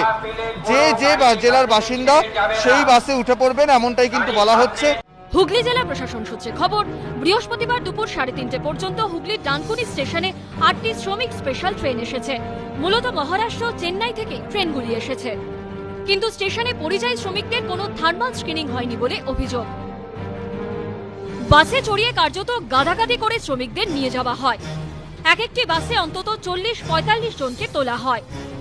বাসে কতজন এসছেন দেখে মনে হচ্ছে? কতজন আছে? 35-40 জন তো আছে। এতজন কি থাকার কথা? না, এতজন তো বলবেন 20 জন ঠিক আছে। সংক্রমণের আশঙ্কা থাকা সত্ত্বেও স্বাস্থ্য পরীক্ষা ছাড়া পরিযায়ী শ্রমিকদের এভাবে পাঠানো হলো কেন? এখানে থার্মাল স্ক্রিন সম্ভব হচ্ছে না, এত ট্রেন আসছে, এখানে এত স্টাফ নেই। যে জায়গাতে যাচ্ছে, যে ডিস্ট্রিক্টে আছে কনসার্ন ডিস্ট্রিক্ট, ওদিকে স্ক্রিনিংটা করবে। তাদের ক্ষেত্রে চেকআপ কোথায় করা হচ্ছে? তাদেরকে তো বিভিন্ন কোয়ারেন্টাইন সেন্টারগুলো যেখানে আছে সেখানে করা হবে। তাদের কি মানে হোম কোয়ারেন্টাইন করা হবে না মানে সরকারি কোয়ারেন্টাইনে রাখতে হবে? না, ওদিকে সরকারি কোয়ারেন্টাইনে রাখা হবে। যদিও দিল্লি রোডের উপর পরিযায়ী শ্রমিকদের বাস দাঁড় করিয়ে স্বাস্থ্য পরীক্ষা করতে দেখা যায়। থার্মাল স্ক্রিনিং করা হচ্ছে। থার্মাল স্ক্রিনিং এর পর যদি টেম্পারেচার পাওয়া যায়, ডাক্তার দেখবেন, দেখে তাকে সোয়াব টেস্টের জন্য পাঠাবেন। সোয়াব কালেকশন এখানে হবে। এদেরকে বলে দেওয়া হচ্ছে যাদের থার্মাল স্ক্রিনিংয়ে টেম্পারেচার পাওয়া যাচ্ছে না, নর্মাল টেম্পারেচার, তাদেরকে হোম কোয়ারেন্টাইন 14 দিনের বলা হচ্ছে থাকার জন্য। হুগলি সিঙ্গুরেও ডানকুনি ও বর্ধমান স্টেশন থেকে আসা পরিযায়ী শ্রমিকদের থার্মাল স্ক্রিনিং করে বাড়ি পাঠিয়ে দেওয়া হয়। আপনি কি ট্রেনে ফিরেছেন আজকে? হ্যাঁ, ট্রেনে ফিরেছি। কোথায় নেমেছিলেন? বর্ধমান। এখানে এই ফর্মালিটি সব কিছু নিল, ডিটেলস নিয়ে ওষুধ দিল, বলে খাওয়া দাওয়ার পরে যদি কিছু প্রবলেম হয় 14 দিন পর স্বাস্থ্যকেন্দ্রে তোমার রিপোর্ট মানে পরীক্ষা করাতে হবে। বাকি বড়ি দিল খেতে, 14 দিন হোম কোয়ারেন্টাইনে থাকতে হবে, ব্যাস এইটুকু। সোয়াব টেস্ট করেছে কিছু, মানে গলা থেকে লালারস নিয়েছে কোনো কাটি ঢুকিয়ে? এদিন চেন্নাই থেকে শ্রমিক স্পেশাল ট্রেন আসে শিলিগুড়িতে। 20 आदमी आए, 20 आदमी में 2 आदमी डुअर्स का था, तो 20 आदमी का रजिस्ट्रेशन हमने कराया और सिलीगुड़ी स्टेट ट्रांसपोर्ट का जो MBI साहब आया था और उसको गाड़ी में डाल के आप लोग शिमलबाड़ी भेज दिए। शिमलबाड़ी में वहाँ पर फिर वो लोग का मेडिकल चेकअप हो गया। এদিন মহারাষ্ট্র, দিল্লি, তামিলনাড়ু থেকে বেশ কয়েকটি ট্রেন এসেছে বর্ধমান স্টেশনে। জেলা শাসকের দাবি, অন্য জেলার শ্রমিকদের স্বাস্থ্য পরীক্ষা করে তাদের জেলার উদ্দেশ্যে রওনা করিয়ে দেওয়া হলেও পূর্ব বর্ধমানের শ্রমিকদের কোয়ারেন্টিনে থাকার বন্দোবস্ত করা হয়েছে। মহারাষ্ট্র, দিল্লি, গুজরাট, মধ্যপ্রদেশ, তামিলনাড়ু থেকে যে আসবে এটাকে বলে হাই বার্ডেন স্টেট। এখান থেকে যে আসছে ওর প্রবাবিলিটি বেশি আছে যে ওখানে এফেক্টেড হতে পারে। এদের যে আসবে ওকে 14 দিন ইনস্টিটিউশন কোয়ারেন্টাইনে থাকতে হবে। আমাদের গ্রাম পঞ্চায়েত পর্যন্ত স্কুলকে বাছাই করে রেখেছি, 14 দিন ম্যান্ডেটরি থাকতে হবে। কিন্তু বাস্তবে দেখা যায় অনেকেই টোটোয় চড়ে বাড়ির পথে রওনা দেন। বৃহস্পতিবার স্বাস্থ্য দপ্তরের পরিসংখ্যানই বলছে গত 24 ঘন্টায় করোনা সংক্রমিত হয়েছে রেকর্ড সংখ্যক মানুষ। এর মধ্যে ভিন রাজ্য থেকে দলে দলে ফেরা পরিযায়ী শ্রমিকদের যথাযথ পরীক্ষা না হলে এবং তাদের যথাযথভাবে কোয়ারেন্টিন না রাখলে পরিস্থিতি কোথায় পৌঁছবে সেই আশঙ্কায় তারা করছে অনেককে। এবিপি আনন্দ। আমি অবশ্যই দেবাংশুর কাছে আসবো। দেবাংশু খানিকক্ষণ আগে বলছিল খুব সিরিয়াসলি নেওয়া হচ্ছে, তাহলে ডানকুনি এবং সিঙ্গুরের এই ছবি যেখানে টেস্ট বাদ দিন প্রত্যেককে থার্মাল চেকিং, যেটা চিকিৎসকরা বলেন যেটা প্রায় একটা বৈজ্ঞানিক ভাঁওতাবাজি বলে অনেকে রসিকতা করেন, যেটা থেকে কিচ্ছু বোঝা যায় না এই কোভিড ইনফেকশনের, সেইটা করে বাড়িতে ছেড়ে দেওয়া হচ্ছে। আমি এটা আসবো, কিন্তু যেহেতু পার্থবাবু মারাত্মক একটা কথা বললেন, একটা ছবি গোটা দেশকে নাড়িয়ে দিয়েছে। প্ল্যাটফর্মে মায়ের নিথর দেহ পড়ে আর একরত্তি শিশু মাকে বারবার জাগানোর চেষ্টা করছে, জানেও না মা আর কোনোদিন জাগবেন না। এই ছবি গোটা দেশের চোখে জল এনেছে। আমি দ্রুত এটা দেখাবো এবং আজকে সুপ্রিম কোর্টের বেশ কিছু ঐতিহাসিক পর্যবেক্ষণ আছে, আমি সেটাতেও আসবো। দেখুন, একরত্তি শিশুটা ভেবেছিল মা ঘুমোচ্ছে, তাই গায়ের কম্বলটা নিয়ে খেলায় মেতেছিল সে। হয়তো ভেবেছিল ঘুম ভাঙলে রোজকার মতো কাছে টেনে আদর করবে মা। ওইটুকু শিশু কি করেই বা বুঝবে মা তখন চির ঘুমে। বিহারের মুজফ্ফরপুরের এই মর্মান্তিক ছবিটা নাড়িয়ে দিয়েছে গোটা দেশকে। জানা গেছে মৃত 23 বছরের তরুণী এক পরিযায়ী শ্রমিকের পরিবারের সদস্য। আহমেদাবাদ থেকে তাঁরা শ্রমিক স্পেশাল ট্রেনে বিহারের গ্রামে ফিরছিলেন। খিদে তেষ্টায় প্রচন্ড গরমে ট্রেনেই অসুস্থ হয়ে পড়েন ওই তরুণী। সোমবার মুজফ্ফরপুর স্টেশনে পৌঁছানোর কিছুক্ষণের মধ্যেই তার মৃত্যু হয়। রেলমন্ত্রক অবশ্য দাবি করেছে অসুস্থ অবস্থাতেই ট্রেনে ওঠেন মহিলা। মুজফ্ফরপুর স্টেশনে নামার সময় তার মৃত্যু হয়। তবে এই দৃশ্য দেখে যখন সারা দেশের মানুষের বুক কেঁপে উঠেছে, তখন এই নিয়ে বিজেপি রাজ্য সভাপতির মন্তব্য ঘিরে তৈরি হয়েছে বিতর্ক। সবকিছু স্বাভাবিক ব্যবস্থা নেই, ট্রেনে কি অ্যাক্সিডেন্ট হয় না, ট্রেনে কি মানুষ মারা যায় না। এই রেল দপ্তর তারা এরকম উদাহরণ প্রতিষ্ঠা করেছেন, বাচ্চার জন্য দুধ নেই, মা একটা টুইট করেছেন, নেক্সট স্টেশনে দুধ নিয়ে রেল দপ্তরের লোকেরা দাঁড়িয়ে আছেন, ডাক্তার দাঁড়িয়ে আছেন। সেখানে কিছু কিছু ছোট ছোট ঘটনা হয়ে যাচ্ছে, দুঃখজনক। তো তার জন্য রেল বন্ধ করে দেওয়া হবে, করবে না, সেটাকে ঠিক করার দায়িত্ব রেলের আছে। বিজেপি সাংসদ তথা রাজ্য সভাপতির এই মন্তব্যের সমালোচনায় সরব তৃণমূল এবং সিপিএম। আমি তো এরকম হৃদয় বিদারক ঘটনা কম দেখেছি। আমি টিভিতে ছবি দেখলাম যে একেবারে একটা একরত্তি বাচ্চা, 1 বছর 1.5 বছর বয়স হবে, সে প্ল্যাটফর্মে খেলে বেড়াচ্ছে। সে জানে না যে পাশে তার মায়ের মৃতদেহ পড়ে আছে। এই যে গত 1 মাস ধরে পুরো মে মাসটা পরিযায়ী শ্রমিকদের নিয়ে যে বিয়োগান্তক ঘটনাগুলো ঘটলো, এটা তারই একটা দৃষ্টান্ত। দিলীপ ঘোষের থেকে আমি বেশি কিছু আশা করি না। দিলীপ ঘোষের মতো নেতারা এই অবস্থার জন্য দায়ী, কারণ তারা মনে করছেন মোদী যা করছে একেবারে স্বর্গরাজ্য তৈরি করে দিয়েছেন। মোদীর 6 বছরের রাজত্বে গরিব মানুষ, অসহায় মানুষ, করহীন মানুষ, নিরন্ন মানুষ, তারা যে মানুষ এটাই দিলীপ ঘোষরা স্বীকার করেন না। প্রথমত এটা তাদের জানতে হবে যে এরাও মানুষ, শুধুমাত্র আদানি আম্বানির জন্য কাজ করলে হবে না। তবে মর্মান্তিক এই ঘটনা যে ছোট নয় তা বুঝিয়ে দিয়ে এই নিয়ে শতপ্রণোদিত পদক্ষেপ নিয়েছে পাটনা হাইকোর্ট। ঘটনাকে ভয়াবহ এবং দুর্ভাগ্যজনক আখ্যা দিয়ে বিহার সরকারের কাছে আদালত জানতে চায় এই তরুণীর মৃত্যুর কারণ কি। তিনি কি খিদের জ্বালায় মারা গেছেন? শিশুটি কি অবস্থায় রয়েছে? রাজ্য সরকারের আইনজীবী পাটনা হাইকোর্টে উত্তর দেন, ওই তরুণী মানসিকভাবে ভারসাম্যহীন ছিলেন, এটি স্বাভাবিক মৃত্যু। স্বামী পরিত্যক্তা ওই তরুণীর মৃতদেহ পরিবারের হাতে তুলে দেওয়া হয়েছে। তবে মৃতদেহের ময়না তদন্ত হয়নি। শিশুটি এখন আত্মীয়দের কাছে রয়েছে। এর মধ্যে এই ছবি দেখিয়ে অনেকেই বলছেন মুজফ্ফরপুরের এই ছবিটাই দেখিয়ে দিচ্ছে পরিযায়ী শ্রমিকরা ঠিক কি অবস্থার মধ্যে রয়েছেন, কিন্তু এর দায় কার, কেন্দ্রের না রাজ্যগুলির, তা নিয়ে শুরু হয়েছে তরজা। এই নিয়ে মোদী সরকারের বিরুদ্ধে সরব কংগ্রেস। लाखों मजदूर नंगे पांव, भूखे प्यासे, बगैर दवाए और साधन के सैकड़ों हजारों किलोमीटर पैदल चलकर घर वापस जाने को मजबूर हो गए। उनका दर्द, उनकी पीड़ा, उनकी सिसकी देश में हर दिल ने सुनी, पर शायद सरकार ने नहीं। गरीब जनता को पैसे की जरूरत है, इसीलिए कांग्रेस पार्टी एक आवाज से सरकार से 4 मांगे कर रही है। पहली मांग, हर गरीब परिवार के बैंक अकाउंट में महीने का 7,500 रुपए 6 महीने के लिए डाला जाए। मनरेगा को 100 दिन नहीं बल्कि 200 दिन के लिए चलाया जाए। जो हमारे स्मॉल एंड मीडियम बिजनेसेस हैं उनके लिए तुरंत एक पैकेज तैयार किया जाए, और जो हमारे मजदूर आज सड़कों पे खड़े हैं, वापस घर की ओर लौट रहे हैं, उनको लौटाने के लिए एकदम सुविधा दी जाए। पाल्टा जवाब दिए बीजेपी। क्या हो गया है कांग्रेस को? आज हम कोरोना से लड़ रहे हैं और कोरोना के कंधे पर सवार होकर कांग्रेस भारतीय जनता पार्टी और मोदी जी से लड़ना चाहती। कांग्रेस के नेताओं को मालूम होना चाहिए कि जिन राज्य में आपकी हुकूमत है वहां आप कोई फिक्र नहीं कर रहे, वहां लोगों के अकाउंट में पैसा नहीं डाल रहे। এর মধ্যে বৃহস্পতিবার পরিযায়ী শ্রমিক সংক্রান্ত মামলায় সুপ্রিম কোর্টে অন্তর্বর্তী নির্দেশ দিয়েছে। ট্রেন বাসের টিকিটের ভাড়া পরিযায়ী শ্রমিকদের কাছ থেকে নেওয়া যাবে না, ভাড়া দেবে সংশ্লিষ্ট রাজ্য সরকার। পরিযায়ী শ্রমিকদের থাকা এবং খাওয়ার ব্যবস্থা করতে হবে। বাস বা ট্রেন কখন কোথা থেকে ছাড়বে এবং কোথায় যাবে সে সম্পর্কে প্রচার বাড়াতে হবে। রেল কর্তৃপক্ষকে সুপ্রিম কোর্ট নির্দেশ দিয়েছে, রাজ্য যখনই ট্রেন চাইবে তখনই ট্রেন দিতে হবে। ট্রেনে সওয়ার শ্রমিকদের খাবার ও জলের ব্যবস্থা করতে হবে। কেন্দ্র ও রাজ্য সরকারকে নির্দেশ দেওয়া হয় কোন রাজ্যে কত শ্রমিক আটকে আছেন, কতজন বাড়ি ফিরতে চান, তাদের ফেরাতে সরকার কি পরিকল্পনা নিয়েছে তা লিখিতভাবে জানাতে হবে। পরবর্তী শুনানি আগামী 5ই জুন। তার আগে লিখিতভাবে রাজ্য কেন্দ্র সরকারকে নিজেদের অবস্থান জানাতে হবে। বিচারপতি অশোক ভূষণ, বিচারপতি এস.কে কল এবং বিচারপতি এম.আর. শাহের বেঞ্চ এদিন উদ্বেগ প্রকাশ করে জানান, অনেক সময় নষ্ট হয়েছে, পরিযায়ী শ্রমিকরা অনেক কষ্ট ভোগ করেছেন। বাড়ি ফিরতে কিভাবে তারা নাম নথিভুক্ত করবেন, কিভাবে যাবেন, কি খাবেন, কোথায় থাকবেন, সবকিছু নিয়ে অব্যবস্থা চলছে।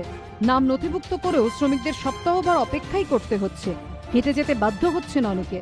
পরিযায়ী শ্রমিকরা জল, খাবার সহ বিভিন্ন সুযোগ সুবিধা থেকে কেন বঞ্চিত তা জানতে চেয়ে কেন্দ্রীয় স্বরাষ্ট্র সচিব, গুজরাট ও বিহারের মুখ্য সচিব এবং রেলওয়ে বোর্ডের চেয়ারম্যানকে নোটিশ পাঠিয়েছে জাতীয় মানবাধিকার কমিশন।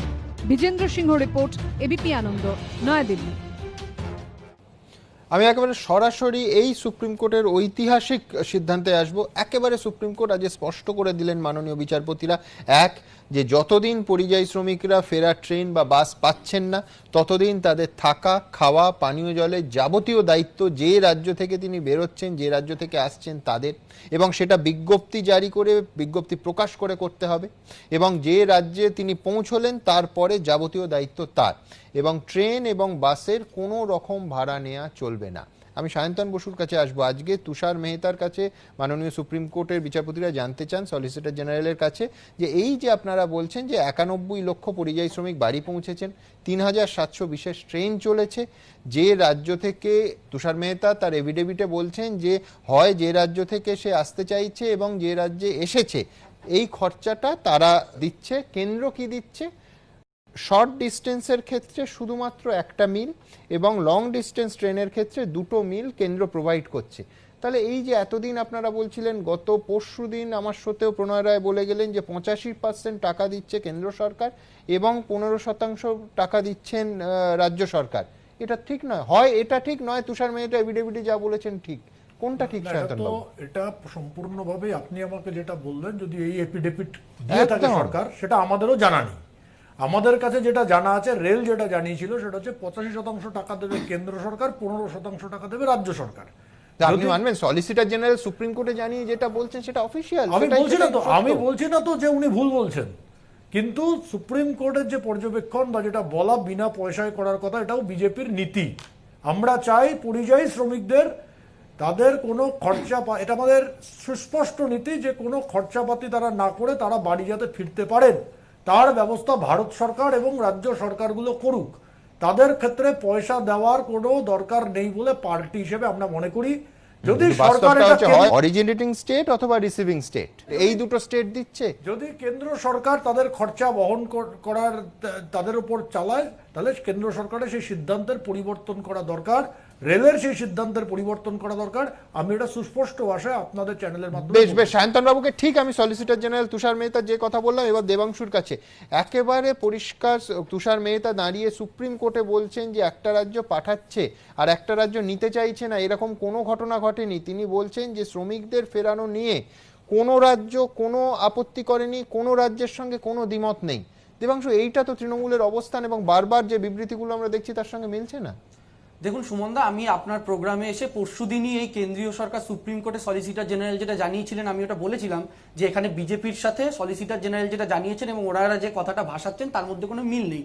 এবং সুমনদা, আপনার এর আগে দুবার আমার কাছে আসার কথা ছিল, আপনি একটু এলেন বলে আমি আগের দুটো উত্তর আমাকে একটু দিতে। কিন্তু এটাও তুমি অবশ্যই বলো যে কেন্দ্র সরকার জানাচ্ছে যে কোনো রাজ্য কিন্তু কোনো আপত্তি করেনি, কোথাও কোনো দ্বিমত নেই। দেখুন, আমার একদম প্রথম কথা হচ্ছে যে রাজ্য থেকে আপনাদের প্রতিবেদনে একটা কথা বলা হলো যে দায় কার, রাজ্য না কেন্দ্রের। এই যে মুজফ্ফরপুরের যে ঘটনাটা আপনি দেখালেন, এইটা রাজ্য এবং কেন্দ্র কিন্তু দুটো একই রাজনৈতিক দল চালাচ্ছে। এবার আপনি যে প্রশ্নটা করলেন যে কোনো রাজ্য থেকে যাওয়ার সময় এবং যে রাজ্য সেটাকে রিসিভ করছে, পশ্চিমবঙ্গে কিন্তু অনেক রাজ্যের বহু কর্মীরা রয়েছে। 750-র উপরে ক্যাম্প করে রাজ্য সরকার লক্ষাধিক কর্মীদের এখানে রেখেছে। সংখ্যাটা বলে দিচ্ছি 2,30,000, একদম 2,30,000-এর উপরে লোক রয়েছে এবং সেই কারণে বাংলায় তারা ভালো আছে বলেই বাংলা থেকে আপনি যেতে গিয়ে এত দুর্ঘটনা, সেই সংখ্যাটা খুবই বিক্ষিপ্ত, আপনি শুনতে পাবেন না। কিন্তু এই প্রশ্নটা যখন আপনারা দিলীপ বাবুকে করেছিলেন, এই মুজফ্ফরনগরের প্রশ্নটা, তিনি একটা উত্তর দিলেন যে কি এটা একটা ছোট্ট ঘটনা। এবার তার এই অমানবিক কথাবার্তার নিদর্শন, এই যে একটু আগে মানবিকতার কথা বলছিলেন না, অমানবিকতার নিদর্শন তাদের শুধু এইটা নয়। এই দিলীপ বাবু ঐশীর যখন রক্ত পড়েছিল বলেছিল আলতা কিনা, পাটুলিতে যখন একটা মেয়ে বিক্ষোভ দেখাচ্ছিল তাকে বলেছিল বেশি কিছু করেনি, ভাগ্য ভালো। এবং এর আগে আমরা দেখেছি অ্যাম্বুলেন্স আটকে দিয়েছিল। এখন বিষয়টা হচ্ছে যে সুমনদা, এখানে আপনাকে আসতে হবে যে এই সমস্যাটার মধ্যে শুধু কেন্দ্র রাজ্য এইটা ব্যাপার নয়। প্রত্যেকের পাশে দাঁড়াতে চাই, প্রত্যেকে চাই পরিযায়ী শ্রমিকরা ঘরে ফিরুক, কিন্তু কেন্দ্র সুস্পষ্ট নীতি নেই। আপনি লকডাউন 5 নিয়ে প্রথমে প্রশ্ন করলেন, নরেন্দ্র মোদী বললেন নয়া রংরূপওয়ালা লকডাউন হোগা, তারপরে কেন্দ্রের তরফ থেকে কি জানালো, কি নয়া রং কি নয়া রূপ, কিচ্ছু আমরা জানতে পারলাম না। নরেন্দ্র মোদী বহুদিন আগে বলেছেন।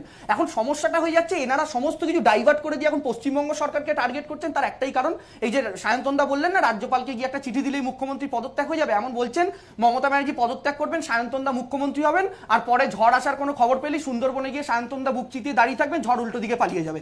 এটা কি সম্ভব সুমনদা? এইভাবে নোংরা রাজনীতি করছে, যেটা এই মুহূর্তে সত্যি এই বিপদের সময় কিন্তু উচিত নয়।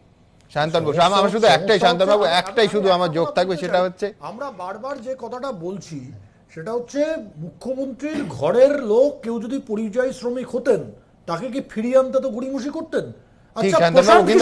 আমি বলছি কোন পরিযায়ী শ্রমিক টুইট করবেন, কার হাতে সেই স্মার্টফোন আছে তিনি টুইট করবেন, আর রেল দপ্তর দুধের বোতল নিয়ে দাঁড়িয়ে থাকবে। টুইট খেতে পাচ্ছেন না, সার্ভে গুলো বলছে আপনাদের, মানে কেন্দ্রের কথা বলছি না শান্তন বাবু, পকেটে 200 টাকার কম নিয়ে 90% পরিযায়ী শ্রমিক বাড়িতে ফিরছেন। কেন্দ্রীয় সরকারকে চ্যালেঞ্জ করছি শান্তনদা, প্রশান্ত কিশোর কোথায় আছে আপনারা বার করুন। আপনাদের যদি প্লেনে এখানেই আছে, আরে এয়ারপোর্টে নোটিশ, আরে এয়ারপোর্টে নোটিশ, আরে আপনাদের এয়ারপোর্টে নোটিশ, আরে উনি তো প্রশান্ত কিশোর কি পরিযায়ী শ্রমিক নন? তো আপনারা বলুন না, তাহলে আমরা বিষয় ফিরি। আমি বলছি প্রশান্ত কিশোর তো পরিযায়ী শ্রমিক নন, শাসক বিরোধী কেউ দাবি করবেন না, তাহলে বিষয় ফিরি। প্রশান্ত কিশোরকে কেন ঢুকতে দেবো তাহলে? পার্থবাবুর কাছে আমি যাব, পার্থবাবুর কাছে যাব, কিন্তু তার আগে এই পরিযায়ী শ্রমিক নিয়ে রীতিমতো রাজনৈতিক চাপানুতর। রানাঘাটের বিজেপি সাংসদ জগন্নাথ সরকারকে 14 দিনের কোয়ারেন্টিনে যাওয়ার নির্দেশ দেওয়া হয়েছে এবং সেই নোটিশ সার্ভ করা হয়েছে নাকি রাত 3টের সময়। এই অভিযোগ দেব। আমি বলছি আমার কোনো কর্মীরা তাদের কোনো কোয়ারেন্টাইন কোনো লকডাউন মানবে না, কি করেন আমি দেখে নিতে চাই। এবার যদি ওনার সেন্ট্রাল গভর্নমেন্টকেও ডিফাই করে আর স্টেট গভর্নমেন্টকে ডিফাই করে তাহলে আইনের পথে যাবে। করোনা সংক্রমণ ঠেকাতে দেশজুড়ে লকডাউন কার্যকর করেছে মোদী সরকার। দেশের সুরক্ষার স্বার্থে সকলকে লকডাউন মেনে চলার পরামর্শ দিচ্ছে কেন্দ্র। কিন্তু এই প্রেক্ষাপটে খোদ বিজেপি রাজ্য সভাপতির মুখেই শোনা গেল লকডাউন অমান্য করার হুমকি, জানিয়ে তৈরি হয়েছে বিতর্ক। 25শে মে নদিয়া নবদ্বীপের স্বরূপগঞ্জে একটি কোয়ারেন্টাইন সেন্টার পরিদর্শনে যান রানাঘাটের বিজেপি সাংসদ জগন্নাথ সরকার। মঙ্গলবার গভীর রাতে তাঁর বাড়িতে 14 দিনের কোয়ারেন্টিনে থাকার জন্য একটি নোটিশ পাঠানো হয় স্বাস্থ্য দপ্তরের তরফে। বিজেপি সাংসদের দাবি স্থানীয় এক তৃণমূল নেতাও ওই কোয়ারেন্টাইন সেন্টারে যান। কিন্তু তাকে এমন নোটিশ ধরানো হয়নি। আমি সোশ্যাল ডিস্টেন্স ব্রেক করিনি।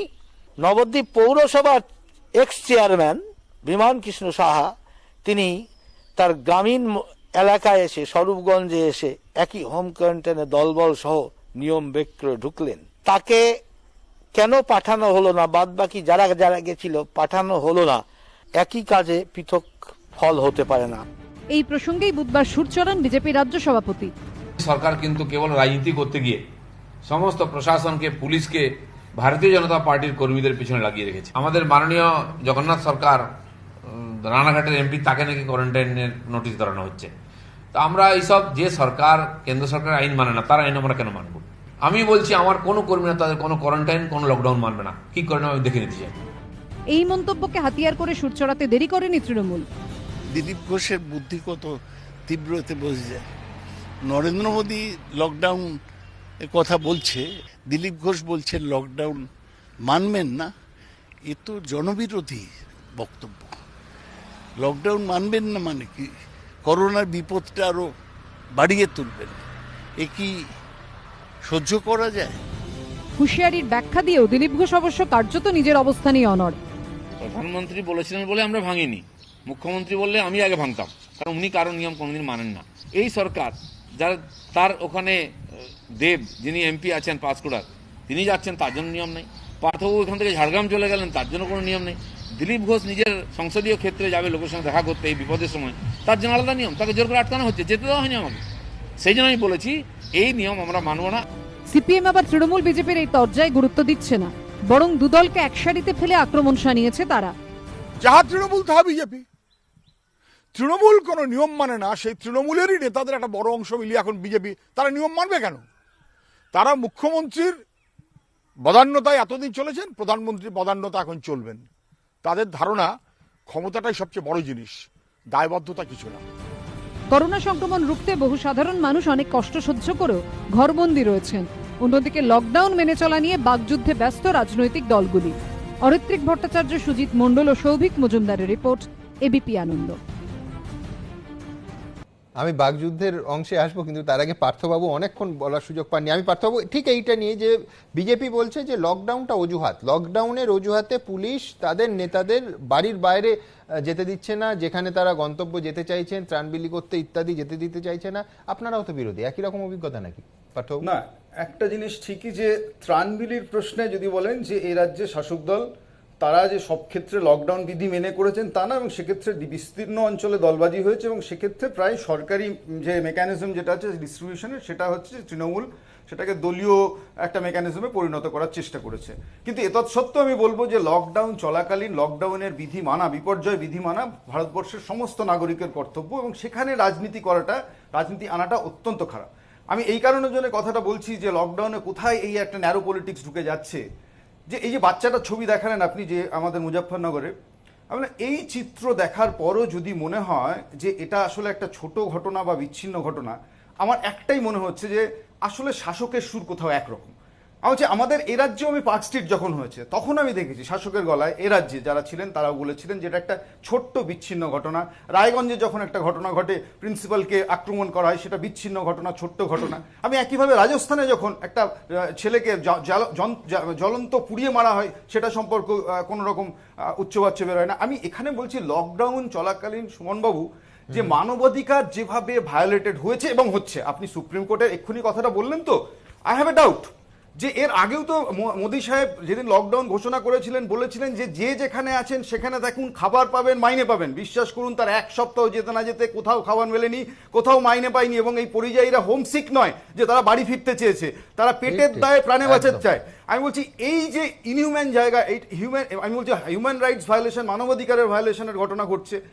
তারা যখন এবার রাজ্যে ফিরতে যাচ্ছে, তখন এবার রাজ্যের একদল মানুষ তারা তাদেরকে যে ইনহিউম্যান একটা ঢঙে ট্রিট করা। একদম আমি বাকিজনের কাছে রানাঘাটের ঘটনা দেবাংশু, এক হচ্ছে রাত ৩টের সময় 14 দিনের কোয়ারেন্টাইনের নোটিশ ধরানো হচ্ছে। রাত ৩টে, সকালেও দেওয়া যেত, আগের দিন সন্ধ্যেবেলাতেও দেওয়া যেত।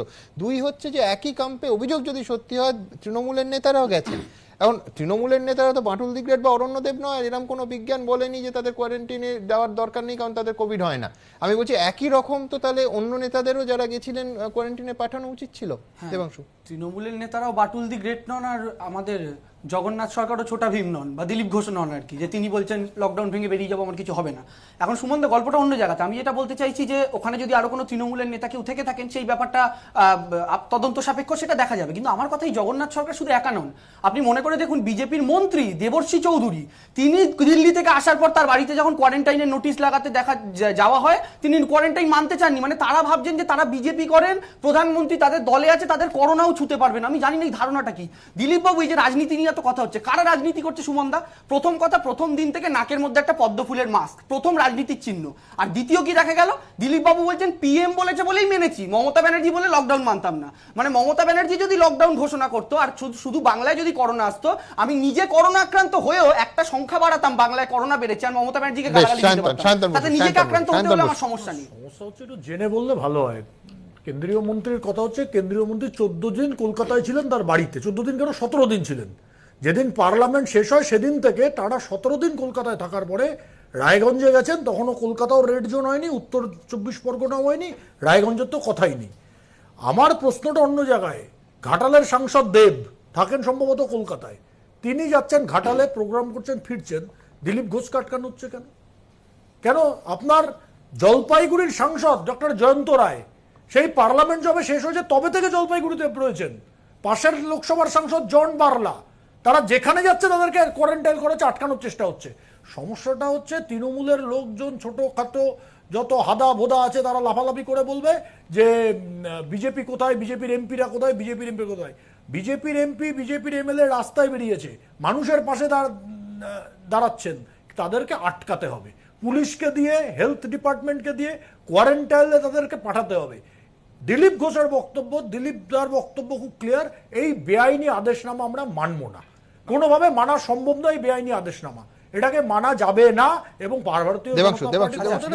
আমার বক্তব্য হচ্ছে, এই বাংলায় বিজেপির 18টা সাংসদ আছে এবং 40% ভোট পেয়েছে। আমার বক্তব্য, ওনারা 2 জন এমপির নাম নিলেন, তার মানে বাকি 16 জন এমপি মাঠে নেমে কাজ করতে পারছেন। আইদার হ্যাঁ পারছেন, আর না হলে মাঠে নামছেন না। এটা প্রথম জায়গা। এবং দ্বিতীয় জায়গাটা যেটা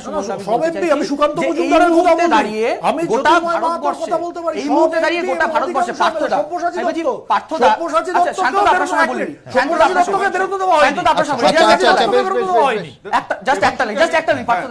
প্রথম কথা হচ্ছে, সায়ন্তনদার এটা জানা উচিত যে জেলা টু জেলা গেলেও কোয়ারেন্টাইনে থাকতে হয়। এবং দ্বিতীয় যে লাস্ট কথাটা আমি বলতে চাইছি, মাইনের কথা পার্থদা বললেন না, বিজেপি অফিসের কর্মীরাই মাইনে পায়নি, যেটা প্রধানমন্ত্রীর নির্দেশ ছিল।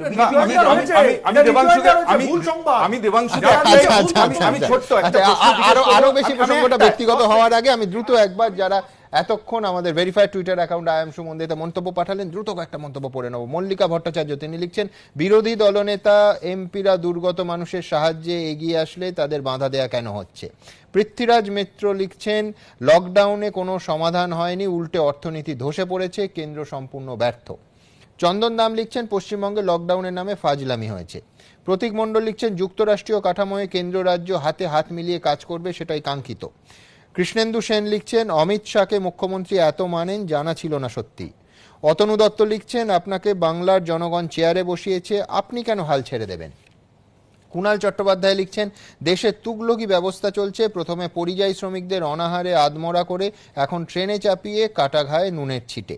রঞ্জন সরকার লিখছেন, কিছু রাজনৈতিক দল আছে যারা ঠিক এই সময়ে মধ্যপ্রদেশের মতো বাংলাতেও ফায়দা নেওয়ার চেষ্টা করছে।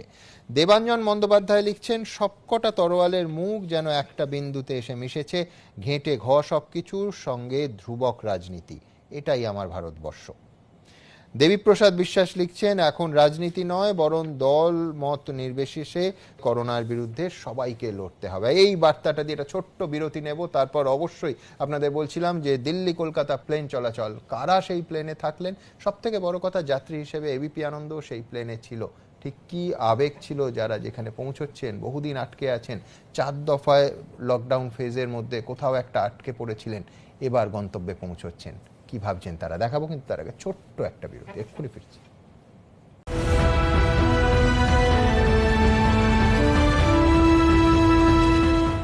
আজই সেই 28 তারিখ এবং আজ থেকে দিল্লি কলকাতা বিমান পরিষেবা চালু হলো। কোভিড পরিস্থিতিতে নতুন নতুন নিয়ম, কি নিয়ম এবং কিভাবে মানা হচ্ছে সেটাই দেখতে প্রথম উড়ানে যাত্রী হয়েছিল এবিপি আনন্দ।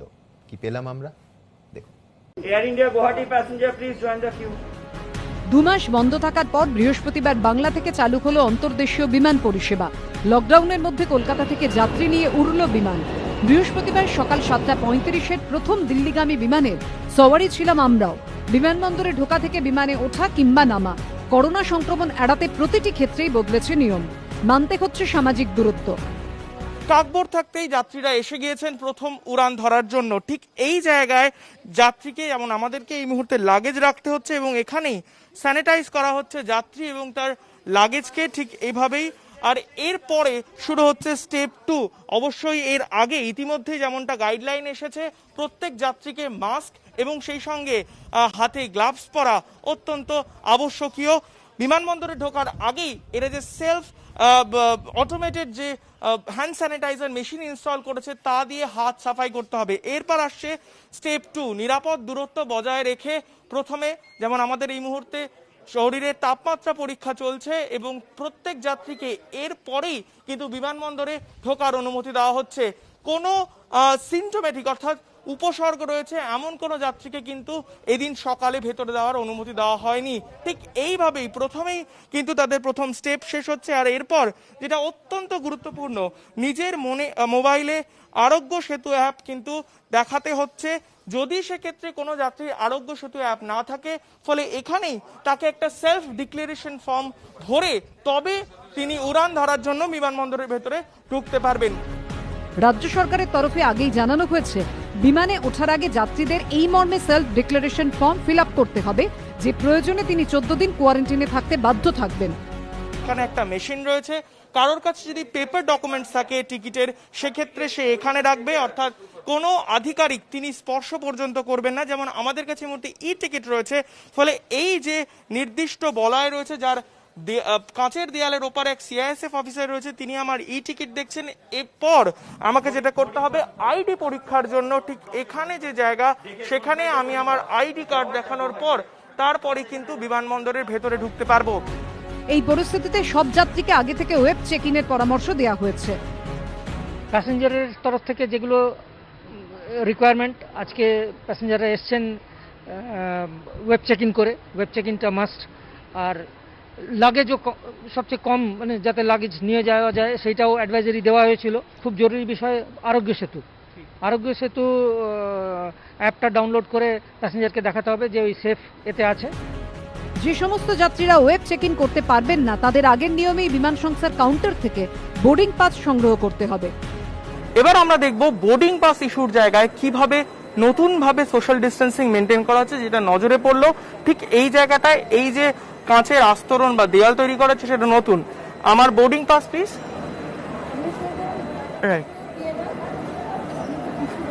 ওকে, আমাকে পরামর্শ দেওয়া হলো পিছিয়ে যাওয়ার জন্য। উনি শুধু এই কাঁচের দেয়ালের ওপার থেকে পিএনআরটা দেখছেন, আইডি উনি চাইছেন আইডি।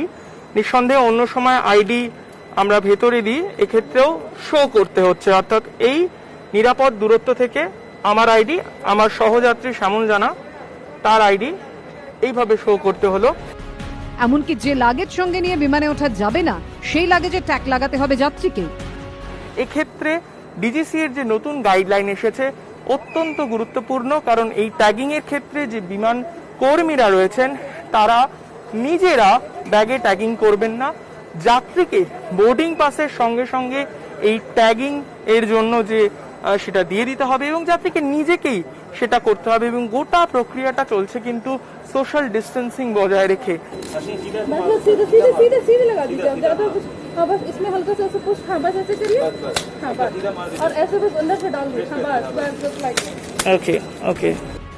সিকিউরিটি চেক পয়েন্টেও নতুন নিয়ম। এখানে বসেছে অত্যাধুনিক ক্যামেরা এবং সেই ক্যামেরার সামনে যাত্রীকে বোর্ডিং পাস মোবাইলেই ধরতে হচ্ছে। তার নিরাপদ দূরত্বে দাঁড়িয়ে থাকা এক জওয়ান সেটা পরীক্ষা করছেন। আর এরপর যেখানে সিআইএসএফ জওয়ানরা যাত্রী পরীক্ষা করে সেখানেও কিন্তু নতুন নিয়ম হয়েছে। আগে যাত্রীরা সিআইএসএফ জওয়ানের সামনাসামনি মুখ করে দাঁড়াতেন, এখন খানিকটা ঘুরে দাঁড়াতে হচ্ছে। অবশ্যই সেক্ষেত্রে সিআইএসএফ জওয়ানরা তারা পিপিই পরে এই পরীক্ষা চালাচ্ছেন এবং খেয়াল রাখা হচ্ছে হ্যান্ডব্যাগের চেকিং এর ক্ষেত্রে যেন নিরাপদ দূরত্ব বিশেষভাবে বজায় থাকে। বিমানবন্দরে বসার ক্ষেত্রে সামাজিক দূরত্ব বজায় রাখতে নেওয়া হয়েছে বিশেষ ব্যবস্থা। 3 আসনের মধ্যে মাঝেরটিতে যাতে কেউ না বসেন তার জন্য ক্রস চিহ্ন দিয়ে রাখা হয়েছে। খোলা রাখা হয়েছে হাতে গোনা কয়েকটি দোকান, যেখানে শুধুমাত্র প্যাকেজ ড্রিঙ্কিং ওয়াটার ও প্যাকেজড ফুড পাওয়া যাচ্ছে। আমরা এই মুহূর্তে এরো ব্রিজে চলে এসেছি। এরো ব্রিজে আসার পরও যেটা দেখতে পাচ্ছি, যাত্রীদেরকে কিন্তু সোশ্যাল ডিস্টেন্সিং মেনটেন করতে হচ্ছে এবং অবশ্যই একটা নিরাপদ দূরত্ব বজায় রেখে বিমানে ওঠার আগে তাদেরকে অনেকক্ষণ অপেক্ষা করতে হচ্ছে, আর তারপরেই তারা কিন্তু ভেতরে যাওয়ার অনুমতি পাচ্ছেন। এবার আমরা ঢুকে পড়লাম বিমানে। বিমানে ওঠার আগেই উড়ান সংস্থা নিশ্চিত করলো প্রত্যেক যাত্রী যেন ফেস শিল্ড পরে থাকে, যেমনটা আমরাও এই মুহূর্তে পরে রয়েছি, এবং যতক্ষণ না পর্যন্ত এই উড়ানটি দিল্লি পৌঁছচ্ছে প্রত্যেককে এই ফেস শিল্ড এবং মাস্ক পরে থাকার নির্দেশ দেওয়া হয়েছে। উড়ান সংস্থার তরফ থেকে একটি সেফটি কিট দেওয়া হয়েছে প্রত্যেক যাত্রীকে, যার মধ্যে শিল্ড এবং মাস্ক এবং স্যানিটাইজারের প্যাকেট রাখা রয়েছে। উড়ানে ওঠার পর প্রত্যেক বিমান সেবিকা তারা কিন্তু পিপিই পরে রয়েছেন এবং বারবার নির্দেশ পাবলিক অ্যাড্রেসিং সিস্টেমেও করা হচ্ছে, প্রত্যেকে নিজের আসনে থাকুন। যেমনটা এটা একটা বোয়িং বিমান, ফলে 180-র বেশি যাত্রী বহন ক্ষমতা রয়েছে। অধিকাংশ সিটে দেখা যাচ্ছে মাঝের যে সিট সেটা খালি রয়েছে। নির্দিষ্ট সময় বিমান উঠল, তারপর তা দিল্লির মাটি ছুঁল সকাল 10টা নাগাদ। লকডাউনের মধ্যে দিল্লি থেকে দেশের বিভিন্ন শহরে বিমান পরিষেবা চালু হয়েছে, কিন্তু ইন্দিরা গান্ধী আন্তর্জাতিক বিমানবন্দরের সেই চেনা ভিড় দেখা গেল না। অন্যদিন এখান থেকে যাওয়ার সময় হয়তো খেয়াল করে থাকতে পারেন বা যাত্রীরা যারা আসেন, যেমনটা প্রচুর ভিড় থাকে, একেবারে শুনশান, মানুষ প্রায় নেই বললেই চলে। যে একটা দুটো করে উড়ান ভিড়ছে তারাই যাত্রীরা কিন্তু এখান দিয়ে যাচ্ছেন। অবশ্যই একদিকের গতি, অর্থাৎ তার উপরে নজর দিয়ে রেখেছে বিমানবন্দরের কর্মীরা, যাতে যাত্রীরা কোনো রকমভাবে সোশ্যাল ডিস্টেন্সিংয়ে অবহেলা না করেন। অত্যন্ত লক্ষণীয়, দিল্লির আন্তর্জাতিক এই বিমানবন্দরে প্রায় প্রতি পদক্ষেপ অন্তর অন্তর বিভিন্ন স্যানিটাইজিং মেশিন, যেটা স্বয়ংক্রিয়, সেগুলো বসানো রয়েছে। যাত্রীরা যারা নামছেন তারা প্রত্যেকে স্যানিটাইজ করতে পারবেন হাত। শুনশান দিল্লি বিমানবন্দরের বাইরেও থার্মাল চেকিং করা হলো সব যাত্রীর। যাদের করোনা উপসর্গ নেই তাদের ছেড়ে দেওয়া হলো। দেশের মধ্যে হলো এক শহর থেকে আরেক শহরে উড়ে আসতে গেলে প্রতি পদক্ষেপে আপনাকে সোশ্যাল ডিস্টেন্সিং মানাটা অভ্যেস করে ফেলতে হবে। দিল্লি শহরে পৌঁছেও সেটাই বোঝা গেল অ্যারাইভেল লাউঞ্জের বাইরে, যেখানে এটিএম মেশিন থেকে এমনকি যেখান থেকে শহরে ঢোকার জন্য গাড়ি নিতে হবে সেখানেও সেই একই বিধি মানতে হচ্ছে যাত্রীদের, কারণ এখনও রাজধানীতে লকডাউন। ক্যামেরায় শ্যামল জানার সঙ্গে ঋত্বিক মণ্ডল, এবিপি আনন্দ। কেউ শ্রীনগর থেকে কলকাতায় এসে আটকে পড়েছিলেন, কেউ আবার হরিয়ানায় ফিরছে নিজের কর্মক্ষেত্রে। এরকম বহু যাত্রীর গল্প, তাদের কাহিনী উঠে এলো আমাদের ক্যামেরায়। এই যে যাত্রীরা সবার হয়েছিলেন কলকাতা দিল্লি ফ্লাইটে, দেখুন। চতুর্থ দফায় লকডাউনের মধ্যেই বৃহস্পতিবার কলকাতা থেকে শুরু হলো অন্তর্দেশীয় বিমান পরিষেবা, ফলে কার্যত বন্দিদশা ঘুচল অনেকের। জম্মু ও কাশ্মীরের বাসিন্দা গোলাম মোহাম্মদ, ছেলে কলকাতায় ব্যাংকে চাকরি করেন। ডিসেম্বরে স্ত্রীকে নিয়ে তার কাছেই এসেছিলেন। কয়েক মাস আগেই নিজের বাড়িতে ফিরে যাওয়ার কথা ছিল, কিন্তু সেই রাস্তা বন্ধ করে দেয় লকডাউন। लॉकडाउन के दौरान हम यहाँ फंस गए। हमारी फ्लाइट थी मार्च में, 25 मार्च में, फिर कैंसिल हो गई। फिर दूसरी निकाली अप्रैल में, 16 अप्रैल, वो भी कैंसिल हो गई। अब आज निकाली। घर वाले से संपर्क हुआ है तो वो तो थोड़ा चिंता में थे, तो लेकिन हमने बोला कि हम ठीक तरह से हैं, आप फिक्र हमारी मत कीजिए। হুগলির মাইতি পরিবার, তার যিনি প্রধান অর্থাৎ চন্দন মাইতি, উনি পানিপথে কর্মসূত্রে রয়েছেন দীর্ঘদিন হলো। ঠিক লকডাউন শুরু হওয়ার আগে তার ফিরে যাওয়ার কথা ছিল, আচমকা শুরু হয়ে যায় লকডাউন। বহু চেষ্টা করেও শেষমেশ পৌঁছতে পারেননি, আর তাই প্রথম উড়ান কলকাতা থেকে যখনই চালু হলো তখনই তিনি রওনা হচ্ছেন সপরিবারে। দীর্ঘ অপেক্ষা ছিল। হ্যাঁ, আমরা অ্যাকচুয়ালি 10ই মার্চ এসেছিলাম, কিন্তু লকডাউনে ফেঁসে গিয়েছিলাম।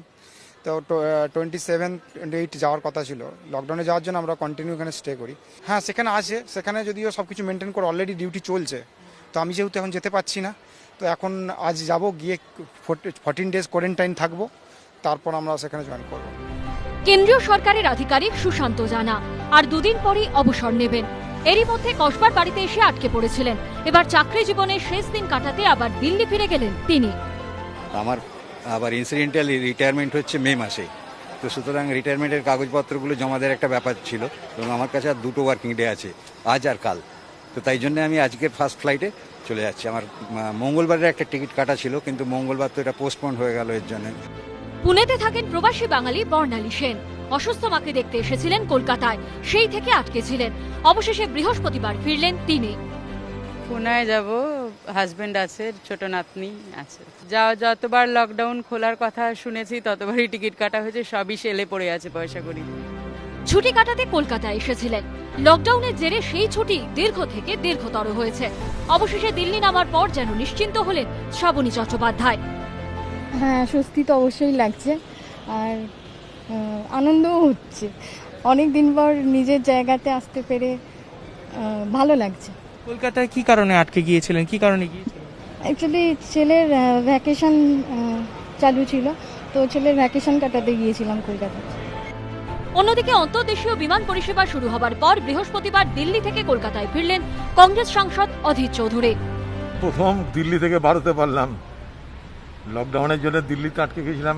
যা যা বলেছে সিভিল এভিয়েশন বা হেলথ মিনিস্ট্রি, তাই প্রোটোকল আমরা মেনেছি। দেখুন না, সবই যা যা বলেছে, গ্লাভস, মাস্ক, যা যা বলে সবই করেছে। কলকাতার পাশাপাশি বৃহস্পতিবার বাগডোগরা বিমানবন্দর থেকেও উড়ান পরিষেবা শুরু হয়েছে। সেখান থেকেও এদিন বিমানে সবার হন অনেকে। সোমবার থেকে সারা দেশে অন্তর্দেশীয় বিমান চলাচল শুরু হয়েছে। উদ্বেগের বিষয় হলো এখনো পর্যন্ত 6টি বিমানে 15 জন করোনা আক্রান্তের হদিশ মিলেছে। ফলে এই বিমান যাত্রা কতটা নিরাপদ তা নিয়ে প্রশ্ন থেকেই যাচ্ছে। ঋত্বিক মণ্ডল ও সনদ ঝার রিপোর্ট, এবিপি আনন্দ। আমরা বলছি মধ্যবিত্তের মহাসংকট, এবং সেই সংকট গভীর থেকে গভীরতর হচ্ছে। আর ব্যক্তিগত কথা বলতে হয়, পরের প্রতিবেদনটা আমার পক্ষেও খুব দুঃখের। তার কারণ লকডাউনের মধ্যে ফিক্সড ডিপোজিটের সুদের হার এসবিআই কমালো, এবং এই নিয়ে 1 মাসের মধ্যে দুবার। দেখুন, সেন্টার ফর মনিটরিং ইন্ডিয়ান ইকোনমির একটি সাম্প্রতিক সমীক্ষায় দাবি করা হয়েছে ভারতে শুধুমাত্র মে মাসে কাজ হারিয়েছেন প্রায় 12 কোটির বেশি মানুষ। একদিকে যখন চাকরি যাচ্ছে, তখন বাজারে জিনিসপত্রের দাম হু হু করে বাড়ছে। এবার এই পরিস্থিতিতে কোপ পড়ল সঞ্চয়। ফিক্সড ডিপোজিটে ফের সুদের হার কমালো এসবিআই। ফলে মহাসংকটে মধ্যবিত্ত, প্রবীণ নাগরিক সহ যারা মূলত সুদের ওপরই নির্ভরশীল, তাদের কপালে চিন্তার ভাঁজ আরো চওড়া হলো। নিউ আলিপুরের বাসিন্দা ধীমান মুখোপাধ্যায় অবসরপ্রাপ্ত সরকারি চাকুরে। সংসার কি করে চালাবেন তা ভেবেই পাচ্ছেন না তিনি। ফিক্সড ডিপোজিটের উপরে ইন্টারেস্ট কমাতে আমাদের সিনিয়র সিটিজেনদের, স্পেশালি যারা রিটায়ার্ড, যারা পেনশনের উপরেই ডিপেন্ডেন্ট, তাদের খুবই অসুবিধা। মার্কেট প্রাইস অন্যান্য জিনিসের এত বেড়েছে যে আমাদের পক্ষে এটাকে মেকআপ করাও খুব মুশকিল। কিছুই তো করছে না, গভর্নমেন্ট তো দেখছেই না আমাদের দিকে। একই অবস্থা যাদবপুরের নারকেল বাগানের বাসিন্দা অবনী ঘোষের। তিনিও অবসরপ্রাপ্ত সরকারি চাকুরে। সংসার চলে জমা টাকার সুদে। সেই সুদে যেভাবে বারবার কোপ পড়ছে, তাতে ভবিষ্যৎ নিয়ে তিনিও চিন্তিত। আমরা খুব বাজে অবস্থার মধ্যে আছি। মানে বয়স্ক লোকদের যে ব্যাংকিং ইন্টারেস্টের উপর তাদের জীবন ধারণের ব্যাপার থাকে। প্রথমে ছিল 10%, এখন আস্তে আস্তে 5.8 চলে এসছে, 5.4-এ। এটা তো আছে। আর মেডিকেল খরচ তো আমাদের প্রচণ্ড থাকে, সেটাও আমরা ঠিক মানে সুস্থ সবল থাকার পক্ষে আমাদের কাছে খুবই অসুবিধা হয়। সিনিয়র সিটিজেনের জন্য কারোরই কোনো মানে মাথা ব্যথা নেই। এই নিয়ে 1 মাসের মধ্যে দুবার সুদের হার কমালো দেশের সবচেয়ে বড় রাষ্ট্রায়ত্ত ব্যাংক, যার ফলে এফডিতে সর্বনিম্ন সুদের হার কমে দাঁড়ালো 3%-এরও নিচে। বুধবার এক বিজ্ঞপ্তিতে এসবিআই জানিয়েছে, সব ধরনের এফডির ক্ষেত্রে সুদের হার কমলো 0.4%। 7 থেকে 45 দিন পর্যন্ত ফিক্সড ডিপোজিটে সুদের হার 3.3% থেকে কমে হলো 2.9%। প্রবীণদের ক্ষেত্রে 7 থেকে 45 দিন পর্যন্ত এফডিতে সুদের 3.8% থেকে কমে হলো 3.4%। 46 থেকে 179 দিনের এফডিতে সুদ ছিল 4.3%, এখন তা কমে হলো 3.9%। প্রবীণরা পাবেন 4.4% সুদ। 180 দিন থেকে 1 বছরের ফিক্সড ডিপোজিটে সুদের হার ছিল 4.8%, এখন তা কমে হলো 4.4%। 1 থেকে 3 বছরের এফডিতে সুদ ছিল 5.5%, হলো 5.1%। 3 থেকে 5 বছরের সুদ ছিল 5.7%, হলো 5.3%। স্টেট ব্যাংক জানিয়েছে, এইসব ক্ষেত্রে প্রবীণ নাগরিকরা 0.5% অতিরিক্ত সুদ পাবেন। অন্যদিকে 5 থেকে 10 বছরের এফডিতে সাধারণের জন্য সুদ ছিল 5.7%, তা এবার কমে হলো 5.4%। প্রবীণরা এক্ষেত্রে 6.5%-এর জায়গায় পাবেন 6.2% সুদ। মানুষ তাদের শেয়ার বিক্রি করে ব্যাংকে ডিপোজিট রাখছেন। এর ফলে আবার ব্যাংকের যেটা ডিপোজিট, সেটা বিপুল পরিমাণে বেড়ে গেছে। এখন তো কেউ ব্যাংকের ধার নিয়ে কি করবেন, এখন তো ইনভেস্টমেন্ট করা যাচ্ছে না। তার ফলে ব্যাংককে খরচ কমাতেই হচ্ছে, ডিপোজিটের ওপর যে ইন্টারেস্টটা ব্যাংক দিতে পারে সেটা কমিয়ে দিচ্ছে। সুদ কমার ফলে জমা টাকার সুদের ওপর যারা নির্ভরশীল তাদের আয় কতটা কমছে? ধরা যাক কোনো ব্যক্তি অবসরের পর তার সারা জীবনের সঞ্চয় 10 লক্ষ টাকা এসবিআইতে ফিক্সড ডিপোজিট করেছেন 5 থেকে 10 বছরের মেয়াদে। গত বছর মে মাসে প্রবীণ নাগরিক হিসেবে তিনি পেতেন 7.35% হারে সুদ, অর্থাৎ বছরে পেতেন 73,500 টাকা, মাসে 6,125 টাকা।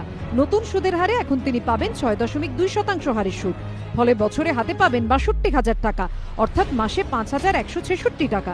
এক বছরের ব্যবধানে তার বছর আয় কমে গেল 11,500 টাকা। এই নিয়ে কেন্দ্রকে বিঁধেছে বিরোধীরা। জনবিরোধী সরকার, এদের কাজই হচ্ছে যাদের ব্যাংক লোন দেবে বড় হাউসকে, তাদের সুবিধা করার জন্য এখানে যারা পেনশন, যারা রিটায়ার্ড লোক তাদের কাছ থেকে কেটে নাও, সাধারণ মানুষের পেটে লাথি মেরে ওদের সুবিধা করে ওরা ব্যাংক থেকে লুট করে নিয়ে পালিয়ে যাবে। প্রতিদিন সুদের হার কমাচ্ছেন কেন? এই বয়স্ক মানুষগুলোকে বাঁচতে দেবেন না? জিনিসের দাম লাফিয়ে লাফিয়ে বাড়ছে, সুদের হারটা কমছে, যাবে কোথায় মানুষ? পাল্টা জবাব দিয়েছে বিজেপি। কেন্দ্র সরকার তো ইনকাম নেই, সে সুদ দেবে কোত্থেকে, বাড়াবে কোত্থেকে? যদি সমস্যা আছে, সমস্যা সবার, তার মধ্যে সবার কন্ট্রিবিউশন থাকা উচিত। আজকে কমেছে, কাল আবার বাড়বে, কিন্তু যতক্ষণ না প্রোডাকশন শুরু হচ্ছে নতুন করে, ততক্ষণ কি করে লোককে পয়সা দেবে? সেজন্য খালি যারা দাবি করছেন, হাওয়াতে তলোয়ারবাজি করছেন, তাদের চিন্তা ভাবনা করে কথা বলা উচিত। এর আগে 12ই মে এফডিতে সুদের হার কমিয়েছিল এসবিআই।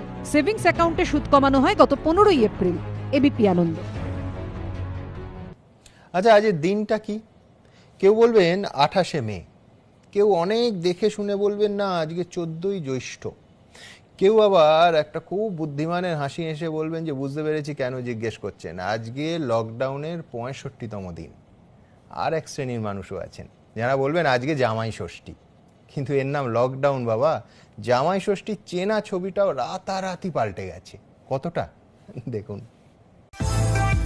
জামাই ষষ্ঠী বাঙালির 12 মাসে 13 পার্বণের এক পার্বণ। বছরভর যেমনই যাক, এই দিনটায় শ্বশুর বাড়িতে জামাই আদর গ্যারান্টেড। কিন্তু এবার তাতেও কোপ বসালো লকডাউন। অন্যান্যবার যেখানে জামাই ষষ্ঠীতে বাজারে পা রাখার জায়গা থাকে না, কিন্তু এবার সেই দিনে বাজার কার্যত শুনশান। একদিকে লকডাউন, তার উপরে প্রাকৃতিক দুর্যোগ, সব মিলিয়ে জামাই ষষ্ঠীর সকালের বাজার কিন্তু একেবারেই ফাঁকা। মাছ তো আমরা এখন অনেকে এনেছি, কিন্তু কাস্টমার দেখা নেই। বাজারে খুব কাস্টমার খুবই কম। কি মাছ আছে বাজারে? বাজারে ভেটকি আছে, পমফ্রেট আছে, চিংড়ি আছে, ইলিশ আছে, কাতলা আছে, আর আছে, মানে বিভিন্ন রকম মাছ আছে। বসে আছি, এখন তো কাস্টমার দেখা নেই। জামাই ষষ্ঠী মানেই পাতে বিভিন্ন রকম মাছের রকমারি রান্না, কিন্তু মাছ বিক্রেতাদের দাবি এদিন বাজারে কার্যত মাছই দাঁড়িয়েছেন তারা। গেল বছর যেভাবে হয়েছে এবারে সে মানে খাওয়া দাওয়া তো ভুলেই গেছে দেখতে গেলে। মাছের যোগান কম বেশি হচ্ছে, কম বেশি ভালোভাবেই হচ্ছে মাছের যোগান, কিন্তু মানে পাবলিকের হাতে আর পয়সা কড়ি নেই, কাজকর্ম নেই, আর কতদিন বসে বসে খাবে, যার জন্য কোনো অনুষ্ঠান এখন সেরকম একটা ভাবছে না। না, খরিদ্দার তো একেবারেই নেই। বাড়িতে জামাই ষষ্ঠী পালনেও সেই ধুমধাম নেই। পড়াশোনার মতো অনেকে জামাই আদরও সেরেছেন অনলাইনে। লেক অ্যাভিনিউ এর বাসিন্দা মৌ চৌধুরী জামাইকে খাবার পাঠিয়ে দিয়ে ভিডিও কলে দিলেন ষষ্ঠীর ফোঁটা। হ্যালো, খেতে বসেছো? হ্যাঁ, খাবার পেয়ে গেছি, খুব ভালো খাবার, অনেক খাবার দিয়েছেন। দেখুন, সব রেডি করে দিলাম। একটু আশীর্বাদ করে দিও, ভালো থেকো। হ্যাঁ, প্রণাম নিও আপনি বাবা সবাই। একটু তোমাকে কোটা দিয়ে দিই। জামাই তার বাড়িতে বসে পেট পুড়ে খেলেন, ভিডিও কলে শুভেচ্ছা নিলেন শাশুড়ির কাছ থেকে। এর 2 বছর হলো বিয়ে হয়েছে, 2 বছর ধরে খুব জাঁকজমক করে জামাই ষষ্ঠী করেছি, কিন্তু 2020 মানে সব লকডাউনের মধ্যে এবারে আমি রান্না করে ওকে পাঠিয়ে দিয়েছি। আর ফোন যখন আছে তখন তো কোনো প্রবলেমই নেই, ফোনেই ফোটা হয়ে গেছে, মনটা এখন ভাল লাগছে। আজকে কি জামাই ষষ্ঠী ফ্রম ডিস্টেন্স? হ্যাঁ, কি বলবো, লকডাউন আছে, কিছু উপায় নেই, করতে হবে, সোশ্যাল ডিস্টেন্সিং ফলো করতে হবে। তো এটা প্রথমবার আমরা বাড়িতে বসে বসে আমরা খাচ্ছি, শাশুড়িমা সবাই খাওয়া পাঠিয়েছে, আমরা খাচ্ছি, এখন কথা হলো, আশীর্বাদ নিলাম। অভিনেত্রী স্ত্রী প্রীতিকে নিয়ে বেহালার শ্বশুর বাড়িতে এসেছেন অভিনেতা রাহুল মজুমদার।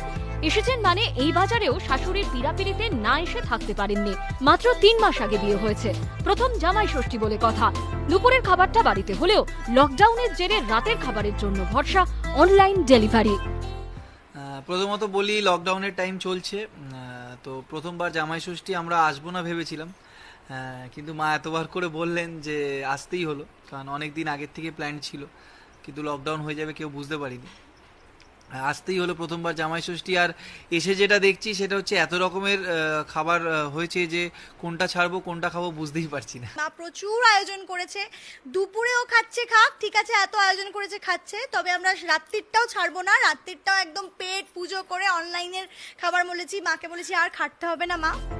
কথায় পঞ্চব্যঞ্জন হলেও অন্যান্যবার জামাই ষষ্ঠীতে পদের সংখ্যা গুনতে হাতের 10 আঙুলও কম পড়তো জামাইদের, কিন্তু করোনা লকডাউন ওলটপালট করে দিয়েছে সবই। সঞ্জন মিত্রের রিপোর্ট, এবিপি আনন্দ।